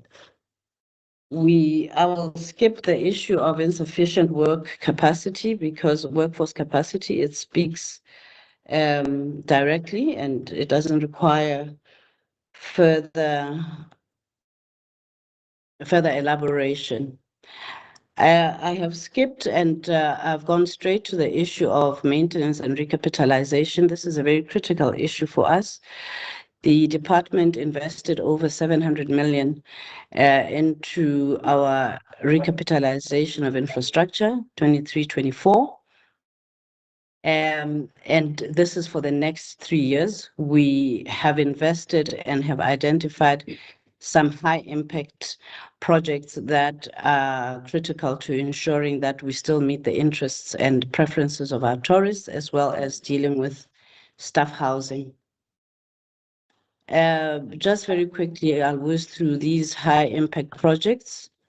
I indicated that we've invested in staff housing. This is the improvements we have in Kruger National Park for our staff. We have invested a great deal in our tourism facilities, Kruger, Ado, Tsitsikamma, and a number of other parks. When it comes to challenges, we deal a great deal with illegal and legal mining, which impede expansion. I made reference to succulent trade. Table Mountain National Park, which is an open access park and it's an urban park with an urban interface. We deal with safety and security issues, which are usually covered by the media very widely. We deal with wildfires. Just in the last summer, I think we dealt with over 100 fires within Table Mountain. We, in our 20 parks, have a wide spectrum of park stakeholders and interest groups that we deal with at any given time. I'll quickly just give you a sense of what we deal with Transfrontier. We have 4 Transfrontier parks. These are open access parks, and they share borders with countries, or they transcend the borders of countries. They bring with them an increased risk of crime, amongst other things, illegal occupation and poaching. We're making reference here to Mapungubwe, especially, which is on the border of Botswana and Zimbabwe, and Golden Gate, which is on the border of Lesotho. We are facing challenges with regards snaring and illegal hunting at our national parks, particularly Kruger, as well as theft of park infrastructure and encroachments in national parks. We deal with the issue of elephant populations in our parks, particularly the Kruger and overabundance, and the impact it has on conflict with communities when we have irregular breaches of fences and the elephants go through into the other communities. I will not go back to the issue of rhinos in detail, but needless to mention that we have 6 other parks that have rhinos, and those rhinos, because I did emphasize the issue of rhino poaching in Kruger National Park, but I need to mention that in these other parks, 6 other rhino parks, we have seen a 7% growth in the rhino population. We also have a challenge of dealing with African penguins and their population decline. Some have anticipated that the species will become functionally extinct within decades. The issue with the African penguin is largely around the loss of habitat and loss of sources of food. I made very quick reference to human-wildlife conflict management. We've given you a list of our key stakeholders. I will not spend too much time on that.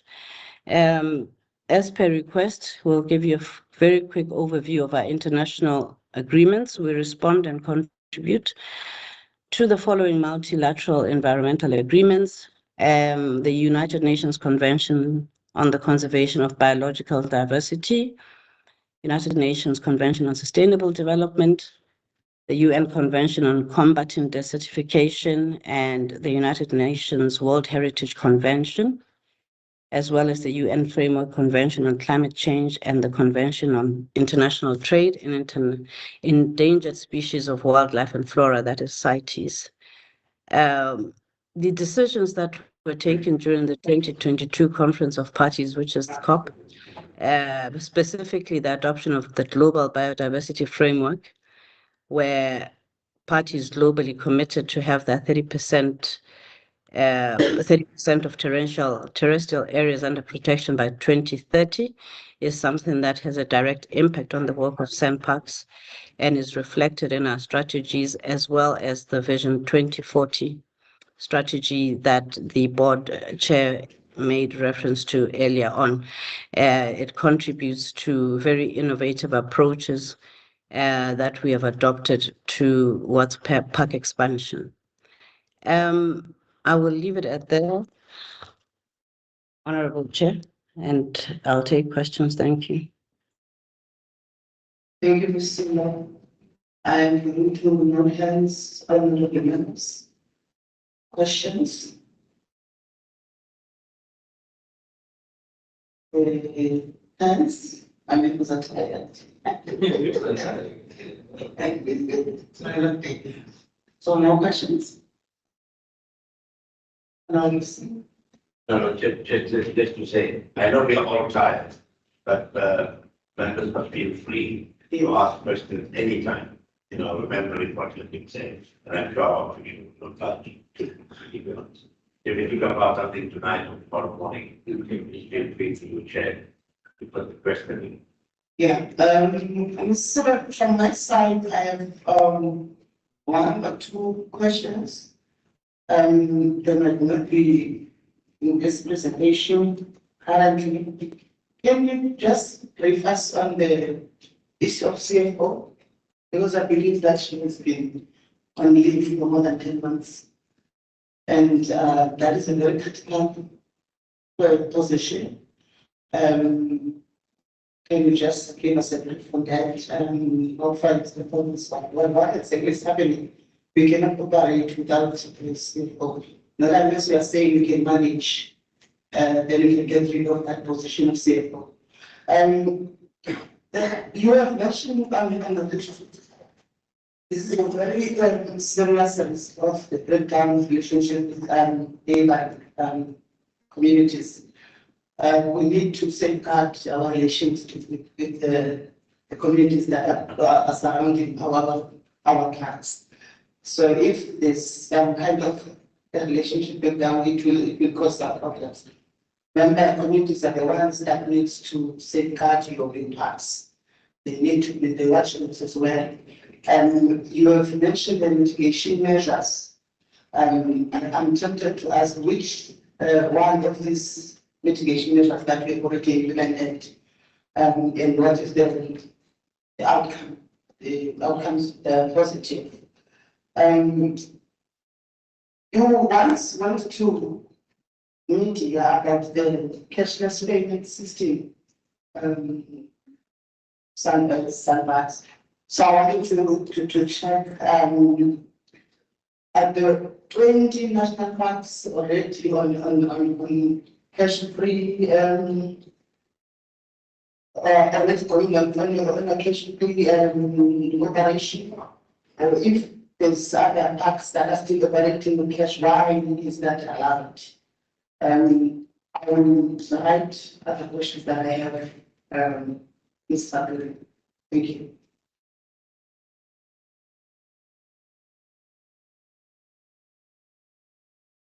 May I respond, Honorable Chair? Yes, maybe so. Honorable Chair, the CFO has gone on leave from August the 1st, 2024. She is on unpaid leave, unpaid study leave for a period of a maximum of 10 months. We have in place an acting CFO who is somebody that is already within the finance department in the organization. So she understands the systems, and we believe that has mitigated the risk that we face significantly, Honorable Chair. The issue of the communities and breakdown of relationships with our neighboring communities is one that we take very seriously, and we manage as one of the top 3 risks that face us. The success of the interventions has not been 100% across the board. We are recognizing that we need significant investment to ensure that we firstly have significant benefit sharing in the form of a number of initiatives, some including enterprise and supplier development, and ensuring that we have more impact and investment in our environmental education programs. I made reference at some point, Honorable Chair, to the need for the private sector to come closer to us in partnering with us in some of these mandate obligations that we have. The primary one for me, Honorable Chair, is with regards to the investment into strengthening our relationships with the communities. We are very careful and very attuned to the fact that the existence of protected areas requires a social license from these communities. And for social license to exist, we need to enhance our relevance. The board of SANParks approved less than a year ago, in 2023, an integrated transformation strategy. That integrated transformation strategy is primarily a strategy that we are trusting will focus on very high impact projects that will make a meaningful impact and change in communities. And when I say meaningful, I also mean tangible and very visible changes. It is a very ambitious strategy, as I indicated, that pushes primarily the issue of benefit sharing. We have the other question was around cashless systems. Oh, only at this point do we have 4 parks which have transitioned to the cashless system. The Kruger National Park, Table Mountain, Agulhas, West Coast, and which one? Yeah, West Coast. So that's 4 parks in the Cape. We are implementing the process of cashless system gradually, and by ensuring firstly that we have the proper IT systems. You will note as well, Chairperson, that a number of our parks are in very isolated areas where things such as IT connectivity or even electrical connectivity is often a challenge. I trust that I've responded to your questions. Thank you, Officer, you responded. We will write some of the questions as the members indicated that they would like their questions and submit them. Thank you very much, Mr. Lulu, and also thank you to the chairperson of the board. You are released. Thank you. Thank you, Chair. Goodbye. Thank you, Mr. Thank you, Honorable Chair. Thank you. Thank you. We are now moving to iSimangaliso. Wetland Park.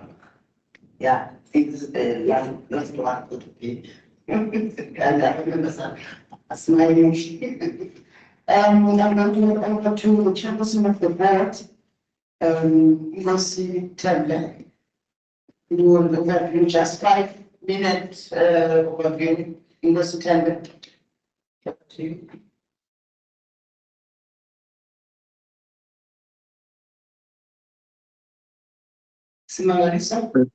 Thank you very much, Chairperson. A very good afternoon to Chairperson of the Portfolio Committee, honorable members of the Portfolio Committee, honorable Minister in his absence, Deputy Ministers, fellow board chairpersons, Director General, Deputy Director General, Chief Executive Officers, and officials in attendance. We are very happy, Chairperson of the Portfolio Committee, that we've been invited to this induction workshop to come and present the state of our organization of iSimangaliso Wetland Park Authority. Here with me, I'm with the Chief Executive Officer of the organization and the state plan manager, Suntuli. We are here, Chairperson, to come and update the Portfolio Committee members of what is the state of the organization. Most of the presentation, it will be on our CEO, who will come and give the overview on his presentation. I won't take much of your time, Chairperson. Thank you very much. Thank you, Chair. The CEO of iSimangaliso. Chairperson, thank you very much. Greetings to yourself, the Honorable Minister in absentia, the Deputy Ministers, Honorable Singh and Swars, our DG, chairpersons of the boards, CEOs, DGs, colleagues who are in attendance. A very good afternoon to all of you. Thank you for the opportunity, Chair. I think this is our presentation as per the advice, but I'll do it very quickly, I promise. iSimangaliso, as we know, it was inscribed into the World Heritage List in December 1999, in accordance with the World Heritage Convention Act number 49 of 1999, which is the act which establishes this entity, a Schedule 3A entity. And the reason for the inscription of this site, amongst many others in the main, are the ecological and biological processes, the superlative natural phenomena, that's the scenery it provides to our visitors, the biological diversity. In terms of the sites, looking at the combination of both terrestrial as well as the marine, we have a total of over 1.3 million hectares. And we're working with Mozambique, as you probably know, in terms of the extension, which will add into the site about 153,992 hectares. This will ultimately make the park to be in excess of 1.4 million in hectares, looking at both terrestrial and marine. Chairperson, I always want to present this to reflect on what is the status quo in terms of the area where this park is largely situated, which is Umkhanyabude. There is a portion of the park on the southern boundary in Mapelane, under Inkosi Sokulu, which is under district, which is under King Cetshwayo, and it follows the local municipality. But generally speaking, the socio-economic issues are as such, as you can see, with high levels of unemployment, poverty, inequality. So if anything, this park, if it is to survive, it has to demonstrate its relevance to these communities by contributing or at least alleviating or ameliorating the poverty situation that they are currently facing. As we know, and as requested, our mandate, and as I've indicated, it is derived from the World Heritage Convention Act. But obviously, because we are a South African organization, we also have the National Environmental Management Act, as well as the other pieces of legislation under that umbrella of which is NEMPA, your National Environmental Protected Areas Act, as well as the NEMBA. And as I've indicated earlier on, I think it's important that I mention specifically that we are one entity that is very different from the rest, because when we were established, Chairperson and portfolio committee members, there were institutional arrangements that were entered into between ourselves as a national entity and a provincial entity as Mvelo KZN Wildlife. And that was necessitated by a management or a conservation management agreement, which was signed in 2001, and it was ratified into the regulations, the World Heritage Convention Act regulations in 2002. That basically meant that iSimangaliso is going to be the management authority, but as Mvelo KZN Wildlife will provide a service in terms of conservation function to iSimangaliso. It further went to a situation where there was an additional arrangement where iSimangaliso requested Mvelo to carry on managing and operating the commercial facilities, and that was a 2009 agreement, which basically meant that the two key functions were managed by Mvelo, or are managed by Mvelo in terms of those agreements. As you probably know, we have reviewed that the management agreement, or that agreement, especially on the commercial facilities, which we've called a takeover in the 6th administration, and we've signed all the necessary documents, and we are now in a process of finalizing that takeover from Mvelo, the commercial facilities. But as you will hear me as I present later on, the relationship, yes, there is good working relations between ourselves and the entity. However, the situation is such that they are not in a position to provide the service as it was intended. In fact, it is becoming an antithesis of what was intended earlier on, especially because now you have a situation where in most areas, we don't have field rangers, we don't have conservation managers. As we speak now, we don't have a park manager from Mvelo KZN Wildlife. It is a Hollywood, it is acting in certain instances, but in most cases, positions are vacant, and this is compromising us in fact greatly, because we are not able to provide what we should be in terms of what is mandated by the legislations that I've talked about.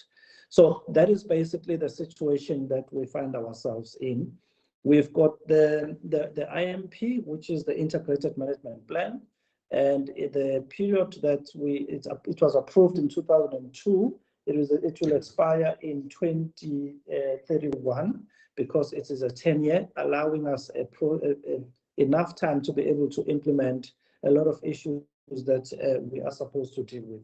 I must also mention, Chairperson, that we, on the 23rd of May 2019, were also given or mandated to be responsible, or the management authority for the marine protected area, which also added more responsibility in terms of our duties and our mandate. So that's what our mandate is based on. If you look at the World Heritage Convention Act and the objectives, 3 objectives in the main, and this is where we also derive our programs, which I will talk to quickly. It's the objective is to conserve and protect and present the park, empower the historically disadvantaged communities, which then talks to that issue that I was indicating earlier on, to optimize tourism and related development in the park. We've got a 3-pronged strategy, which basically tries to deal with that, because we have a history of very poor relations between ourselves and the communities, dating from the time of inception of or inscription of this protected area, but even before. So one of the key issues was to make sure that we have very good relations with our stakeholders whilst we do the conservation, and ecotourism become a tool or a vehicle that will help us sustain those relationships whilst we enhancing our revenue generation in the park to reduce over-dependence on grant funding. Our vision, as we know, is the renowned World Heritage Park, where conservation, sustainable tourism, and benefit sharing prevails.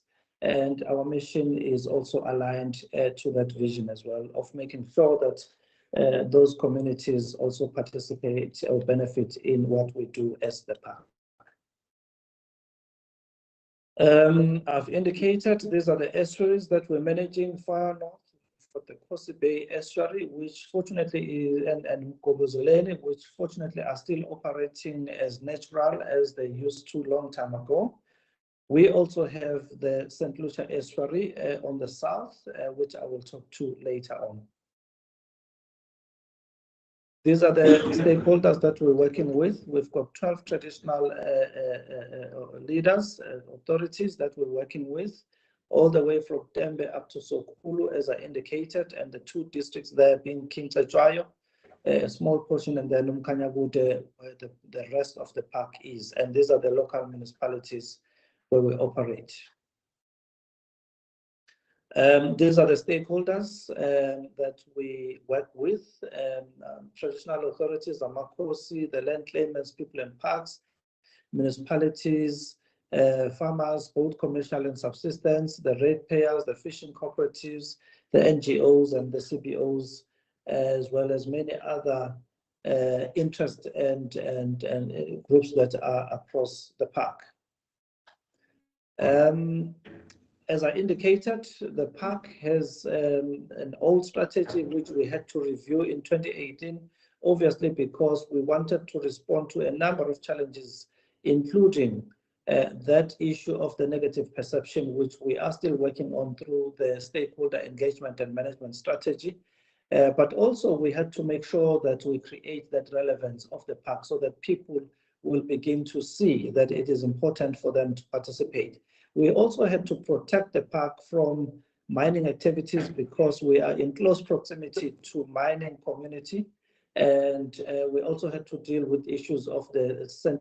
Lucia estuary and make sure that it operates in a manner that is going to not compromise the communities abutting the park, but also the system itself, because it had serious human intervention and it really caused so many problems for the system. The dilapidated tourism facilities had to be looked into, the unstable relations, as I said, as well as the perception poor perception that we had as a park with the communities.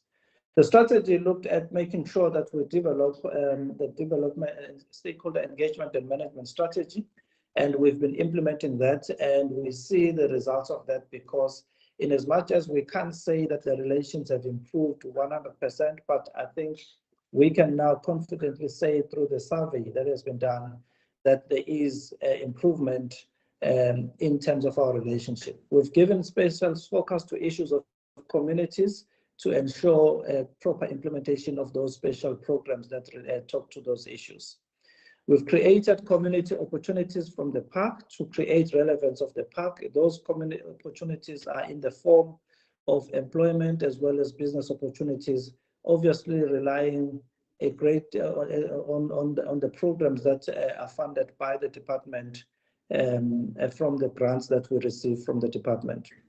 Committed staff with a minimum number of interactions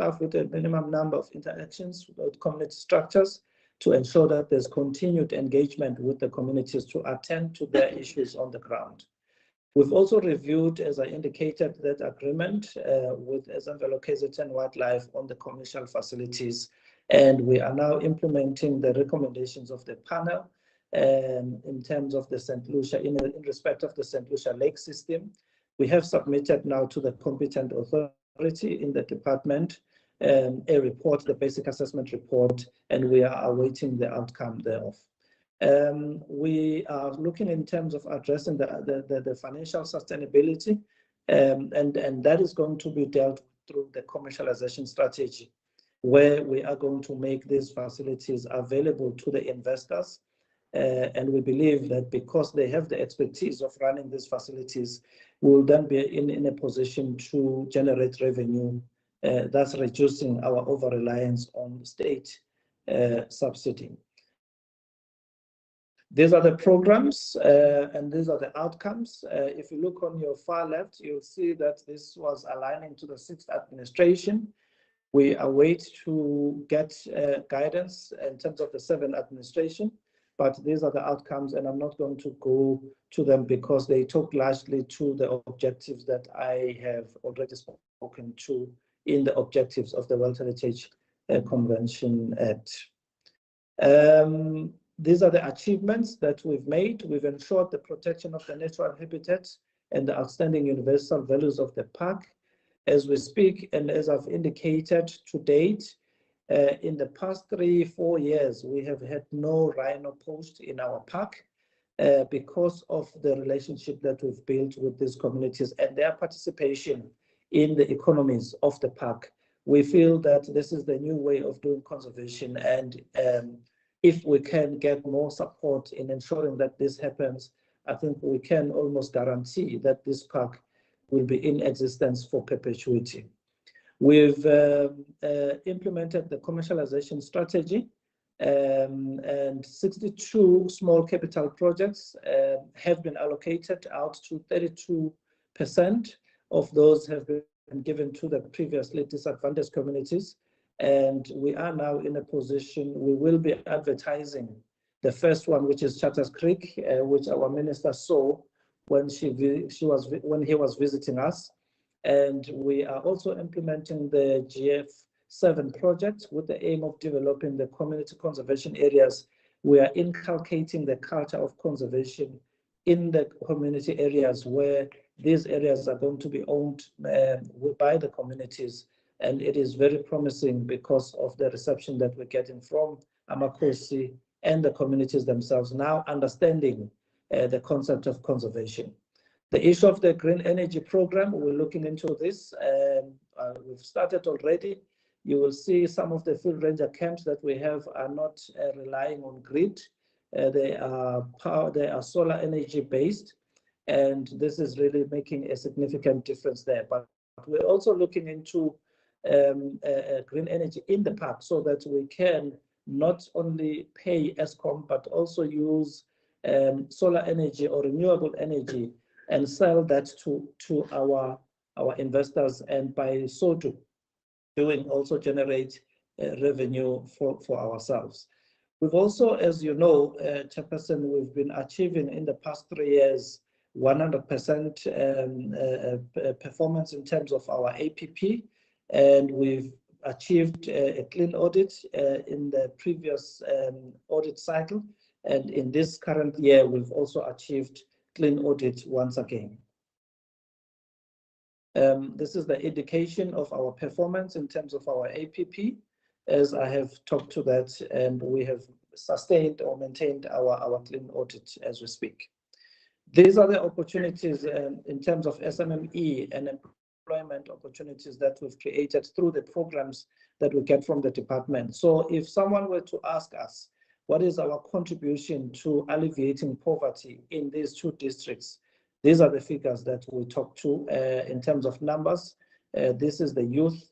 These are the youth, these are the women, people with disabilities, and this is the budget that is associated or allocated or that has been spent in doing that. What is interesting here is that most of these programs are sustainable because as we speak, there are still some, for as long as the park is available, is in existence, it means that we will still carry on dealing with issues of working for water and wetlands. And here, as you can see, we employ or we create 99 SMME opportunities, and each company employs not less than 2, which goes to over 1,000. And these business and job opportunities are there year in and year out. Again, this is just a demonstration, and I think this is the reintroduction of cheetah in Mkuze. These are doing very well, and on your right hand side are the lions that are also in Mkuze, which is our big 5 game reserve. These are the houses that I was talking about. If you look on your left, you will see where our field rangers used to stay, the prefabs. When it's hot, it's very hot. When it's cold, it's very cold. So to improve the dignity of our field rangers and to create a conducive working environment, we've built these, and these are relying on solar for electricity.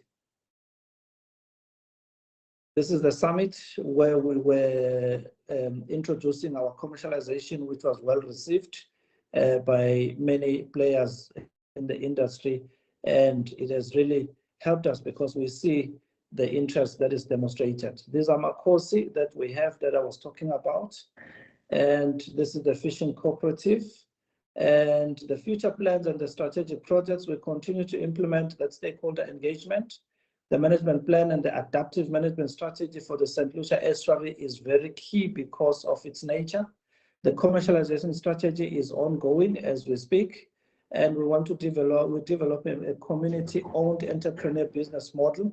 And our portfolio committee members will recall when I discussed the issue of the laundromats and many other businesses where we create takeoff and environment, agreements with the lodges.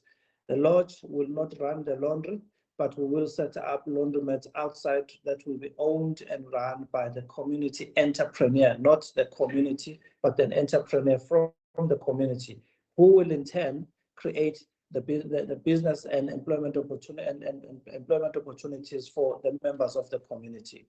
We continue to maintain these outstanding universal values as per our inscription, and upgrade our infrastructure. And we look to deal with the issue of the institutional arrangement. I am happy, Chairperson, to indicate that our minister has really demonstrated a commitment. On the 30th of August, we are meeting the Department of ETIA and the Provincial Treasury to discuss the possibility of starting a process of the conservation function agreement review, which will probably at a later stage culminate into us taking over even that function. Obviously, it's not going to be a 1 month or 2 years. It's a long-term initiative. We're also looking at biofinance initiatives. Your carbon initiatives, and that's what we're also looking at because we believe that this is the new way of making money, and there are prospects that we are looking into as well in that space. Here, I think we're just indicating that If you look at iSimangaliso, it was really supposed to be an organization which is fully fledged in terms of the units or the departments, but because of how it was established, it is an organization that is still looked at as a project. So whilst we have these challenges of budget, but this is the situation which we feel needs to be looked into. We're just presenting here the current organogram. I think we've presented this before. The financial sustainability, I think these are the areas where we're looking at, and I'm sure you can now understand why the revenue enhancement strategy. And these are the areas where we're looking at in terms of making sure that we generate more revenue, even looking into the issue of fundraising as well.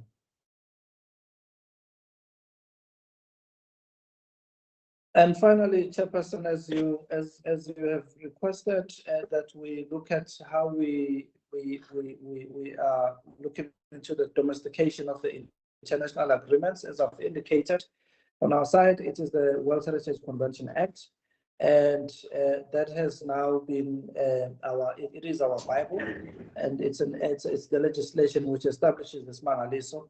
And we're using this now to implement a lot of our programs, as I've indicated, the issue of the IMP, which was approved in 2022 and is only expiring in 2031. We are engaging with UNESCO at an international level, and from time to time, we prepare the state of conservation reports. As we speak now, we have a report that we are preparing, which will be submitted to UNESCO as per the decision 45 of the meeting that was held in Saudi Arabia. This is in regards to the swamp destruction, the stakeholder management, the St. Lucia estuary, and many other issues, including the Lake Sibaya. So those are the areas that we're looking at in terms of creating or domesticating our international relations. We have a Ramsar Convention because of the wetlands. If you come to iSimangaliso, you will see that the park is very wet, and we are also implementing the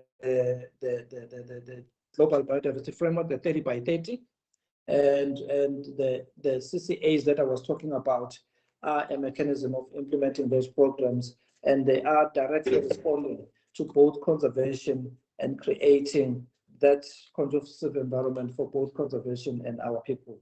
Thank you very much, Chairperson and members of the Portfolio Committee. Thank you. Thank you, Mr. Nkosini. Going to long hands, all of the members for questions. And yeah, also Chair Frequency and then okay. Honorable De Block. Thank you, Chair, and thank you for the presentation. I've been to iSimangaliso. It's an incredibly beautiful part of the world, and it's sad to see some of the complaints around the states of things. And this is the second presentation I think that we've had from iSimangaliso, and both of them they've bitterly complained about the arrangement with Isimangaliso. Clearly, that's an arrangement that is not working. I also know that Isimangaliso. Yeah, we complain about budget cuts in this department, but Isimangaliso in terms of budget and capacity cuts has been decimated. So I have some sympathy for them too. In the organogram for the ideal situation that was presented, I think it's slide 25 of this one. I don't see a conservation services included in that. So obviously, if that's going to be revised, and if you are going to take over from Isimangaliso on the tourism and conservation functions, then you need to have a plan for that. And I did wonder, is there a plan? Is there a budget? Obviously, some budget would be freed up if you're not paying service provider fee to Isimangaliso, if that is the current arrangement, I'm not sure. And is there a skills pool and capacity that you're confident you could carry out those duties if the arrangements are made? Thank you. Thank you, Honorable De Block. I don't see any other hand from my side, Mr. Nkosini. We have just received that last week an incident occurred where 3 hippos were poached. I would like you to give us a report on that. And it is that the poaching is escalating in a very uncontrollable rate. Can you also please give us an idea of what exactly is happening insofar as poaching is concerned?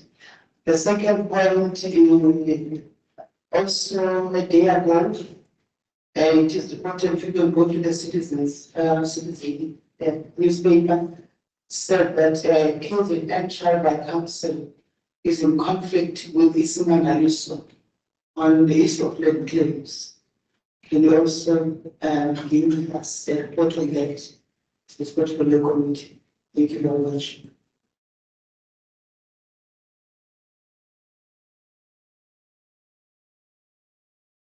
All right, thank you very much, Chairperson. Thank you very much. I think the first remark that was made by the honourable member is with regards to the institutional arrangement with ourselves and SANBI. Yes, indeed. When we look into this, the organogram will have to take all those issues into cognizance.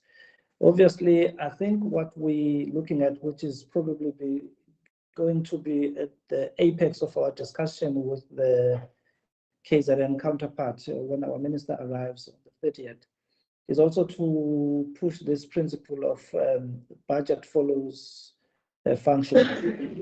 And I think we will be looking into saying how much is National Treasury paying as envelope for the conservation service that they provide to iSimangaliso. Because one of our concerns here is that in as much as we understand that there are funds that are paid to SANBI to do conservation, but because of the situations that they are faced with, maybe those funds are no longer used for iSimangaliso or for conservation in iSimangaliso, but in other areas. So we want to maximize on that so that those funds are dedicated for conservation in iSimangaliso. And obviously that is going to look into issues of the organogram review as well to include those positions. The issue of the hippos, I heard about this, Chairperson, and I would like to come back to you because when I consulted my executive manager and officers on the ground, no one seemed to know about this incident because normally when there's an incident of this nature, it is reported immediately to us by SANBI and our environmental monitors. So we are going to follow up on this matter and come back to you on this as well. Poaching, I think the only area where we still have issues of poaching, but we're working on it, is in Mkhuze, not throughout the park. But again, we have statistics in terms of what has happened over the years and what is currently happening. We do not have an alarming situation as we speak that we can report, but what we will do, Chairperson, we will send you something in writing in respect of those figures. With regards to the issue of the land claimants, we have a structure called People and Parks. In the structure called People and Parks, we also have claimants and other interest groups that we work with. To the best of my knowledge, we do not have a situation where we are at loggerheads with land claimants.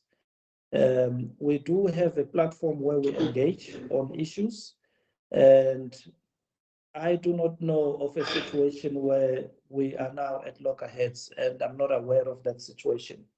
The only thing that I am aware of, though, is the fact that the process of electing the committee of the People and Parks was not properly done by the members of the community themselves, and there is a national structure that has intervened on the matter, and an interim structure has been nominated or established to deal with that issue as we speak.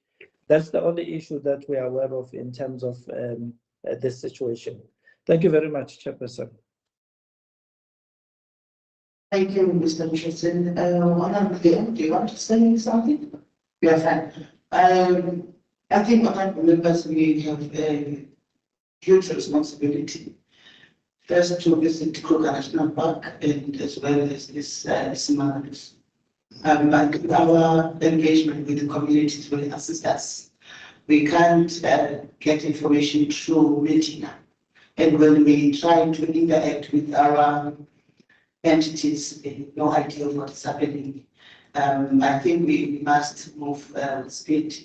Children will need to work on that. So one of our visits will have to be this parts, SANBI, so the Kruger National Park. Thank you very much, Mr. Bukosini, and your team, and also the chairperson of the board. You are now released as we finished with everybody. Thank you. Thank you, Chairperson. Thank you very much. Thank you, Chairperson. Thank you.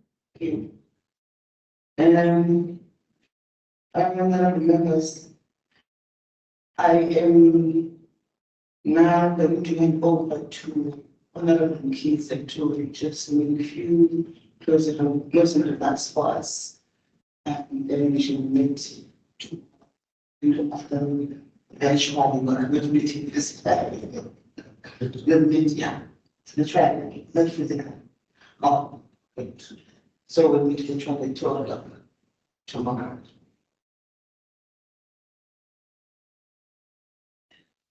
Thank you, Honourable Chairperson, for giving me this opportunity to have some few remarks. Honourable Minister, at his absence, Honourable DMs, and Honourable members and leaders of different entities, support staff. Let me take this opportunity to thank you, everyone who took part in this informative session. I would also like to echo Honourable Dr. Managa's opening remarks that we are getting in love with this department. As I'm also new, but I saw the way how you've welcomed myself and the way how you're treating me, not as an outsider, but like one of you. I would like us that we can keep this unity in this department. Wish you all the same journey as you go on. Thank you very much. We have a life.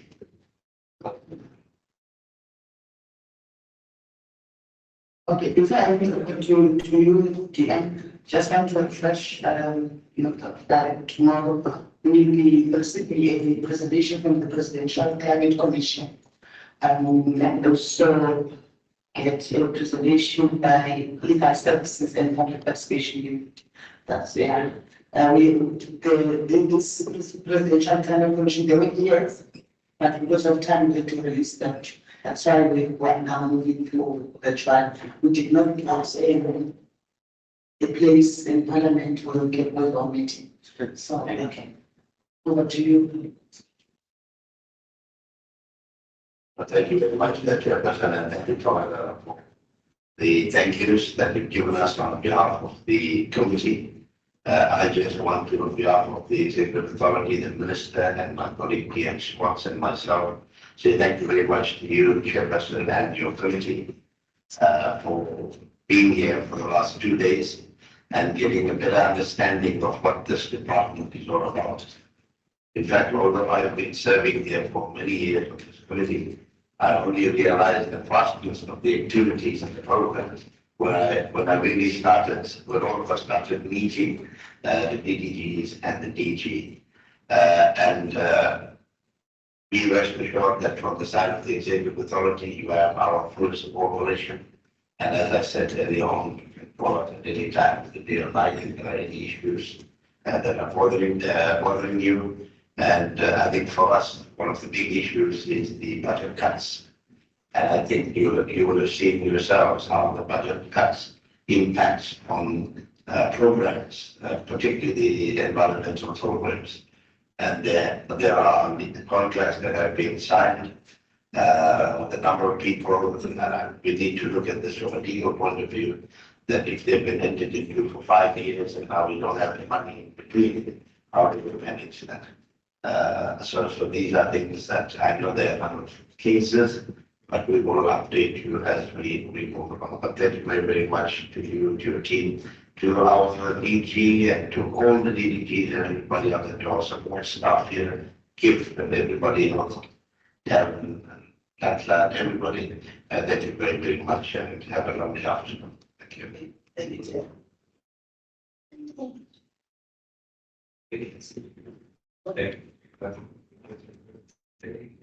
We are appreciating, very good sharing. No, we're not trying to do.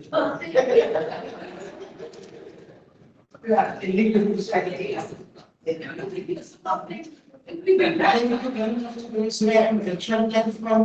you.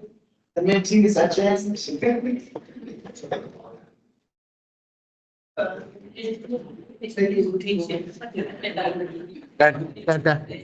Tata. Wasuzoyenza ngespeed.